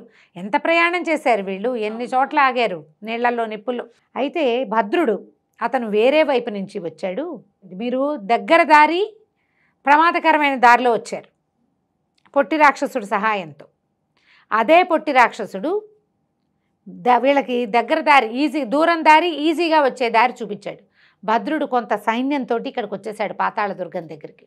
అతని సహాయంతో మేమేం చేస్తున్నాం, బోళ్ళని భస్మాలు అవి ఇవి నూరుతున్నారు, ఆకులు అలమలతోటి. వాటితోటి రాక్షసులకి మత్తెక్కిస్తారు. ఇంకొక 2 రోజులే సమయం ఉంది. 2 రోజుల్లో ఈ మహాకలి రాక్షసుడి యొక్క శతదినోత్సవం. శతదినోత్సవం అనకూడదు, శతవర్ష జయంతి, 100వ పుట్టినరోజు. ఆ రోజు మర్నాడు శశికాంతుడిని బలిస్తారు. సర్వలక్షణ సంపన్నుడైన క్షత్రియ యువకుడిని బలివ్వాలి పుట్టినరోజు మర్నాడు. అప్పుడు కాంతిసేనని సర్వలక్షణ సంపన్నురాలైనటువంటి అమ్మాయిని పెళ్లి చేసుకోవాలి. కాంతిసేనని పెళ్లి చేసుకుంటాడు, శశికాంతుడిని బలిస్తాడు. కానీ వీళ్ళిద్దరు మాది వచ్చే దారిలో ఎప్పుడు కాలశంబరుడు చెప్తున్నాడు కదా, ఇది నేను శశికాంతుడిని రక్షించాను, అతని కోసం వీళ్ళు రాక్షసులు ప్రయత్నం చేస్తున్నారని నాకు తెలిసింది, నాతో దాచిపెడదామని నేను తీసుకొస్తుంటే మధ్యలో చాలా పెద్ద యుద్ధం జరిగింది. శశికాంతుడిని వాళ్ళు పట్టుకుపోయారు. శశికాంతుడు వాళ్ళకి దొరికిపోయాడు. కాకపోతే ఒకే చీరలో ఉన్నటువంటి శశికాంతుడు కాంతిసేన ప్రేమించుకున్నారు, పెళ్లి చేసుకుందాం అనుకున్నారు. 3 నెలల సమయం చాలు కదా ప్రేమకి పెళ్లికి. వాళ్ళిద్దరూ కలిసే ఉన్నారు, ఒకచోటే ఉన్నారు. వేరు వేరు గూళ్ళల్లో ఉన్నప్పటికీ మాట్లాడుకుంటున్నారు. స్వజాతి వాడు కనపడితే మాట్లాడుకుంటారు. ఇప్పుడు ఒక రాత్రిలో ఈ మొత్తం వీళ్ళ నూరిన భస్మాలన్నీ చెట్ల మీదకి చేర్చాలి. నేను బ్రీఫ్గా చెప్తున్నా జయ, అసలు ఈ కథ చదివితే ఎంత ఇంట్రెస్టింగ్గా ఉంటుందో, రీడ్ అలౌడ్ చేసి పెట్టాలని ఎంత కోరికగా ఉందో నాకు. ఇది భలే ఏమనాలంటే బ్రహ్మాండమైన ఫైటింగ్. ఓకే, స్లోగా చదివితే ఎంత బాగుంటుందో. రీడ్ అలౌడ్ చేయాలని మీకోసం అంటే కథకి చకచకా చెప్పేస్తున్నారు. వీడు నుంచున్నాడు, వాడు పడుకున్నాడు, రాగాడు, తోసాడు, అవన్నీ చెప్పలేకపోతాం కదా, చదివితే కుదురుతుంది. అక్కడి నుంచి ఇంకా ఇంకా రకరకాలు ఏర్పరుస్తున్నారు. ఇంతలో భద్రుడు వచ్చాడు, వీళ్ళని పలకరించాడు. సోమకుడిని ధూమకుడిని. ఇప్పటిదాకా కథల చూడు సోము ధూము ఇద్దరు హీరోలుగా కనపడ్డారు మనకి. అవునవును. ఇప్పుడు వీళ్ళు సైడ్ క్యారెక్టర్స్ అయిపోయారు. ఇక్కడ భద్రుడు హీరో, కాలశంబరుడు హీరో. ఈ చివరి ఎపిసోడ్స్లో అతను ఏం చెప్పాడంటే, నేను మొత్తం మీరు ఇచ్చిన భస్మాలన్నీ అన్ని చెట్ల మీదకి ఎక్కిచ్చేసా, కాకపోతే సరోవరంలో నీళ్ళ దగ్గర మాత్రం ఒక ఏర్పాటు చేయాలి. అందులోకి వెళ్ళి ఆ సరోవరం లోపల ఒక రాయి ఉంది, దాన్ని తీయమని చెప్పాడు ఈయన. అది మా వల్ల అయ్యే పని కాదు, ఆ రాయి కదలటం లేదు, మీరు ఎప్పుడు పెట్టారు? ఎవరికైనా జలస్తంభన విద్య తెలిసిన వాడే లోపలికి వెళ్ళగలడు, అక్కడ 1 గంట ఉండాలి ఆ రాయి తొయ్యాలంటే. అంటే సరే ఉండండి మనం వెళ్దామని అందరినీ తీసుకుని వెళ్ళాడు. ఎవ్వరికీ కనపడకుండా జాగ్రత్తగా దాక్కోండి, నేను నీళ్ళలోకి వెళ్తానన్నాడు. 1 గంట సేపు నేను రావడానికి సమయం పడుతుంది, వెయిట్ చేయండి అంటే వీళ్ళు పైన కూర్చుని, వీడెవడో పోయాడు లోపలికి, ఎప్పటికొస్తాడో, వాడు రాకపోతే ఏం చేయాలి? రాకపోతే తెల్లవారేసరికి శశికాంతుడు చచ్చిపోతాడు, పిల్లకి పెళ్ళైపోతుంది. ఇంత దూరము వచ్చి వీడి కోసం చూస్తున్నాం మనము, పైగా ఏమిటో భస్మాలు అంటాడు, వాటితోటి రాక్షసుల్ని ఏం చేస్తాము, అది మత్తెక్కిస్తుందని చెప్తున్నాడు, ఇది అయ్యే పనిగా లేదురా, ఇంత దూరం వచ్చాము, ఏదో రకంగా వాడి మీద పడి పోని, వాడిని ఏం చేయకపోతే పిల్లనైనా తప్పించి పారిపోతే శశికాంతుడి సంగతి భద్రుడు చూసుకుంటాడు. అవును, భద్రుడు వచ్చాడు కదా ఇక్కడికి సైన్యాన్ని తీసుకుని అనుకుంటున్నారు. 1 గంట దాటిన తర్వాత పకపకా నవ్వుతూ కాలశంబరుడు బయటకు వచ్చాడు. అతని చేతిలో ఒక బంగారు మొసలి పిల్ల ఉంది. మొసలి పిల్ల బంగారపు రంగులు మెరిసిపోతోంది, చిన్నపిల్ల. పకాలు నవ్వుతూ వచ్చాడనమాట. ఇది ఇక్కడ ఉండదు, వింధ్యపర్వత ప్రాంతాల్లో ఉంటుంది, ఎలాగో ఈ నీళ్లతో పడి అది ఇక్కడికి వచ్చేసింది, ఇది దొరికింది మనకి, దీన్ని చూపించి రాక్షసుల్ని మోసం చేయొచ్చు మనం, ఇది మనకి ఒక అంటే ఏమనాలి మంచి శకునం అని చెప్పాడు. ఈ నీళ్లు లాగేశాను, లాగేస్తే ఏమవుతుందంటే నీటి ప్రవాహం పైనుంచి వచ్చేసరికల్లా ఆ రాయి తప్పిపోయింది, విపరీతంగా నీరు బయటకు వచ్చేస్తుంది. ఈయన ఎన్నేళ్ల క్రితమో దీన్ని ఇక్కడ పెట్టాడు. పాతాళ దుర్గాన్ని ముంచేసే నీళ్లు గండిపడినట్టే అనమాట. ఇంకా పైకి వచ్చేసాడు. అక్కడి నుంచి ఏమన్నాడు, ఇతన్ని అడిగాడు విరూపుణ్ణి, నీ కాల గరుడు నల్లపక్షి ఉంది కదా గద్ద, ఇది మాట వింటుందంటే అది దాన్ని చాలా బాగా వింటుందన్నాడు. అయితే ఓ పని చేద్దామని ఈ మొసలిని ఈ పక్షికి అలవాటు చేశారు. ముందు గీరింది కానీ తర్వాత మెల్లిగా కీ కీ కీ అని ఒప్పుకుంది. దాన్ని కాలికేసి దీన్ని కట్టేశారు. పక్షి కాలికేసి కట్టేశారు. రెండిటికి ఆహారం పెట్టి రక్షించారు. వాళ్ళిద్దరిని రెండింటిని జంతువుల్ని పక్కపక్కనే ఉంచి ఫుడ్ పెడితే మెల్లిగా అలవాటు అయిపోతుంది. ఫ్రెండ్స్ అయిపోయినాయి. అక్కడి నుంచి ఏమైంది, తెల్లవారేసరికల్లా రాక్షసులు అందరూ పండగ చేసుకోవటం మొదలుపెట్టారు. అతను పుట్టినరోజు కదా. అదేలే. సరే ఈ పండగ హడావిడి నడుస్తుంటే వీళ్ళు ఏం చేశారు, ఆ పైనుంచి వాళ్ళేమో తాగేస్తారు విపరీతంగా. అన్ని చెట్ల మీద దాచిపెట్టినటువంటి భస్మాలన్నీ పోసేశారు కిందకి. ఆ భస్మాలు వీళ్ళ తాగుడు ఆ భస్మము కలిసేసరికల్లా అది ముక్కులోకి వెళ్ళేసరికల్లా ఒక రకమైన మత్తు వస్తుంది, ఇంటాక్సికేషన్ లాంటిది. మత్తెక్కిపోతున్నారు వాళ్ళంతా. మత్తెక్కిపోయి పొట్లాడుకోవడం మొదలుపెట్టారు. వాళ్ళలో వాళ్ళు కొట్టుకుంటుంటే మహాకలి అతనితో పాటు ఒక వృద్ధ సేవకుడు ఒక ఆయన ఉంటాడు, ఓ రాక్షసుడు, ముసలి రాక్షసుడు. అందరు కలిసి వచ్చారు, వీళ్ళని విడదీశారు. ఎందుకురా కొట్టుకుంటున్నారని. ఇంతలో వీళ్ళేం చేశారు, ఈ పక్షి కాలికి మొసల్ని కట్టారు కదా, ఆ పక్షిని తోలేరు వాళ్ళ దగ్గరికి వెళ్ళమని. పైనుంచి పక్షి ఈ పాముకి వేళ్లాడుతున్నటువంటి ఇది మొసలి చూసేసరికి వాళ్ళు వెళ్ళేమనుకున్నారు, వీడి పుట్టినరోజు కొడుకుని దీవించడానికి ఘోర కలిట వాళ్ళ నాన్న రాక్షసుడు చచ్చిపోయాడు, వృద్ధ రాక్షసుడు వాళ్ళ తండ్రి. ఆయన వచ్చాడు దీవించడానికని వీళ్ళంతా దండాలు పెట్టారు. మా నాన్న నల్లపక్షిగా ఎందుకు వస్తాడు, చీచి అంటాడు ఈయన. పెద్ద రాక్షసుడు ఏమంటాడు, చీచి మా నాన్న నల్లపక్షిగా ఎందుకు వస్తాడంటే మనోభావాలు దెబ్బతింటాయి. మిగిలిన వాళ్ళకి కొంతమందికి నచ్చలేదు, అలా చెప్పకూడదు. ఇంతలో ఏమైంది, ఆ వేళ్లాడుతున్న బంగారు మొసల్ని చూసేసరికి ఇతనికి అనుమానం, ఏదో తళుక్కుమంటోంది. పక్షి బాగా పెద్దది, దాని కాలికి ఇంతే ఉంది, ఇది మొసలి పిల్ల ఇంతే ఉంది, అది ఉండుండి దగదగలాడుతోంది. బాగా కీన్గా చూసి ఏమన్నాడంటే, అసలు ఈ మొసలి మన ప్రాంతంలోది కాదు, ఎవరో మనుషులు తిరుగుతున్నారు, కాలశంబరుడు ఏదో మోసం చేస్తున్నాడు మన్ని అని చెప్పాడు. కానీ జనాలు ఆగల. ఇంతలో ఈ సరోవరం నుంచి రాయి తీసేశాడుగా, ఒక పెద్ద శబ్దంతో నీళ్లు రావడం మొదలుపెట్టినాయి. అన్ని పక్కల నీళ్లు. రాక్షసులకి బర్త్డే సెలబ్రేషన్స్ అయిపోయినాయి. ఇంతలో అంతకుముందు వీళ్ళు ఏం చేశారంటే, ఒక చెట్టు బోదలోంచి చిన్న ద్వారం చేసి చూపించాడు. అక్కడ కాంతిసేన ఒక అమ్మాయితో కలిసి విహరిస్తున్నట్టు, వాళ్ళకి కాపలాగా కుంభీరుడు ఉన్నట్టు. అప్పుడు ఏం చెప్పాడనమాట, రాహువు కేతువు ఇద్దరు రాక్షసులు ఉన్నారు కదా, రాహు వంశం వాళ్ళు కేతు వంశం వాళ్ళు ఉన్నారు. రాహు వంశం వాళ్ళు చిన్న గ్రూపు, అది కుంభీరుడు అనుకో. కేతు వంశం వాడు చాలా పెద్ద గ్రూపు. వాళ్ళ దగ్గర వీళ్ళు బానిసలుగా ఉండవలసి వచ్చింది. అందుకే ఆ పిల్లని ఎత్తుకురావడం ఇష్టం లేదు వాడికి, పాపం చచ్చినట్టు తీసుకొచ్చాడు. ఇంకో దారి లేక అమ్మాయి కూడా చెప్పాడు, నీకు నచ్చిన వాడి నుంచి పెళ్లి చేస్తానమ్మా, లాస్ట్ మినిట్లో నేను తప్పించేస్తాను అని. ఆ కుంభీరుడు అక్కడ కూర్చొని కనపడ్డాడు. నీ వంశం వాళ్ళకి మొత్తం పాతాళ దుర్గాన్ని ఇచ్చేస్తానని ఈయన ఇతను ప్రామిస్ చేశాడు. ఇది కాలశంబరుడు, మాకు హెల్ప్ చెయ్యి. ఇవి ఏ జంతువులతోటైతే వీళ్ళు ఫుడ్ పెట్టకుండా వాటికి సాధు ఆహారం పెట్టి వ్యవసాయం చేస్తున్నారు కదా, వాళ్ళకి ఒక రోజంతా ఉపవాసం. ఆ జంతువులకి ఆకలేస్తే మర్నాడు యుద్ధానికి వచ్చేవా అవి వీళ్ళ మీదకి. అవును, ఏనుగులకి ఫుడ్ లేదు, సింహాలకి పులులకి ఫుడ్ లేదు, బాగా తిక్కొచ్చేసేలాగా చేసేసారనమాట. సమయానికి కాంతిసేనని తెచ్చి మీకు అప్పచెప్తాను, ఆ జంతువులను వదిలిపెట్టేస్తాను. వాళ్ళ గ్రూపు కింద ఉన్నాయన్నమాట. ఎప్పుడైతే ఈ నీళ్లు తన్నుకొచ్చేసినాయో రాక్షసులందరూ తలా ఆ పక్కకి కకావికలుగా పరిగెత్తారు, పారిపోయారు. ఏ పక్కన వాళ్ళ ఆ పక్కన. అక్కడి నుంచి జంతువులను వదిలేశారు. అవేమో దొరికిన వాళ్ళ మీద పడ్డట్టు పడిపోయినాయి. కానీ ఈ మహాకాళి రాక్షసుడికి వాడి పెంపుడు ఏనుగులు 2 ఉన్నాయి. ఓ ఏనుగు మీద ఎక్కి తిరుగుతాడు అతను. ఆ ఏనుగు మీద వెళ్ళాడు, కొంతమంది సైనికులను తీసుకెళ్ళాడు. అతనికి అర్థమైంది ఇది వీడు చేస్తున్నాడు అనే సంగతి. నానా గందరగోళం తర్వాత వీళ్ళకి చిన్న చిన్న దారులు దొరికినాయి పారిపోవడానికి. భద్రుడు అండుకో అతని తాలూకు సైన్యం. ఈ లోపల కుంభీరుడు ఏం చేశాడంటే, కాంతిసేనని శశికాంతుడిని తీసుకొచ్చి చెప్పాడు. నిజానికి శశికాంతుడి చుట్టూతో తిరిగింది కథ, అతన్ని హీరోగా ఎక్కడా చూపించలేదు. అవును, మనం చాలా కథలో చూస్తాం వాడే కథకి మెయిన్, కానీ వాడు హీరోగా ఉంటాడు. అవును, వాడు హీరోగా ఉంటాడు. వాడు కేవలం హీరో వెనకాల పక్కన ఉంటాడు, వాడినే హీరో రక్షిస్తూ ఉంటాడు. హీరో రెండో వాడు అవుతాడు. మొదటేమో సోమకుడు ధూమకుడు హీరోలు, ఇక్కడేమో కాలశంబరుడు హీరో. భద్రుడు కూడా ఒక మాదిరి చిన్నపాటి హీరోగా ఉంటాడు. అక్కడి నుంచి రాక్షసుల్ని దొరికిన వాళ్ళు దొరికినట్టు కొట్టి చంపేస్తారు వీళ్ళు. వాళ్ళకి నీళ్ళంటే భయం, మంత్రాలంటే భయం. నీళ్లలో మునిగిపోతుంటే ఇక పారిపోతారు వాళ్ళు. ఇంకా చాలామంది రకరకాలుగా పడిపోయారు. ఒక్క మహాకాళి మాత్రం బయటకు వచ్చేసి పాతాళ దుర్గ నుంచి బయటకు వచ్చేసాడు. దీని మీద ద్వీపం మీద పొట్టి రాక్షసుడు వాడి పెళ్ళాంతో ఉన్నాడు, ఆ ద్వీపం మీదకి వచ్చేసారు మొత్తం. ఇదంతా నీళ్లు మునిగేసరికల్లా ఎక్కడ మట్టి ఉందో అక్కడికి వచ్చేస్తారు కదా.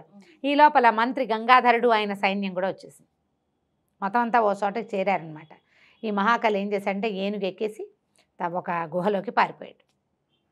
రెండో గుహలోకి పారిపోయిన రాక్షసులందరినీ కొట్టి చంపేశారు వీళ్ళు.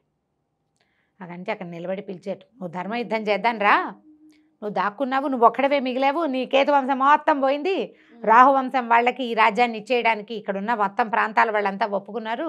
దానికి ఎవరు ఒప్పుకోవాలి? ఆటవికులు ఒప్పుకోవాలి. ఆ ప్రాంతానికి పాలకులు వాళ్ళు. ఈ మొత్తం ప్రదేశం అంతా కుంతల రాజ్యం కింద ఉంది. అవును, వాళ్ళు కదంబ రాజ్యం నుంచి అమ్మాయిని తీసుకొచ్చాడు, కుంతల రాజ్యం నుంచి అబ్బాయిని తీసుకొచ్చారు. ఇదంతా వాళ్ళది, వాళ్ళు ఒప్పేసుకున్నారు. నువ్వు యుద్ధం చేసి గెలిచావా నీది నీకు ఇస్తారు, లేదంటే మాకు రెడీయే మేము అనగానే ధర్మ యుద్ధం చేద్దామని అతను ఏం చేశాడు, తన ఏనుగును వదిలిపెట్టేసి వచ్చాడు. నిజంగానే బయట ఇతను ఏమన్నాడంటే, మా నాన్నని చంపేసావు నువ్వు, అన్యాయంగా ముక్కలు ముక్కలుగా తరిగావు, మా నాన్నదే ఈ దండం, ఈ దండంతో యుద్ధం చేస్తాను నేనని ఇద్దరు కలిసి ద్వంద్వ యుద్ధానికి దిగారు. భూమి అంతా కంపించిపోయింది. ఒక రాక్షసుడు, ఒక మాంత్రికుడు వాళ్ళ యుద్ధం, మిగిలిన వాళ్ళంతా చూస్తూ నుంచున్నారు. మొత్తానికి కాలసంబరుడి చేతిలో మహాకలి మరణించాడు. మరణించగానే పాతాళ దుర్గం చాలా మటుకు నీట మునిగిపోయింది కదా.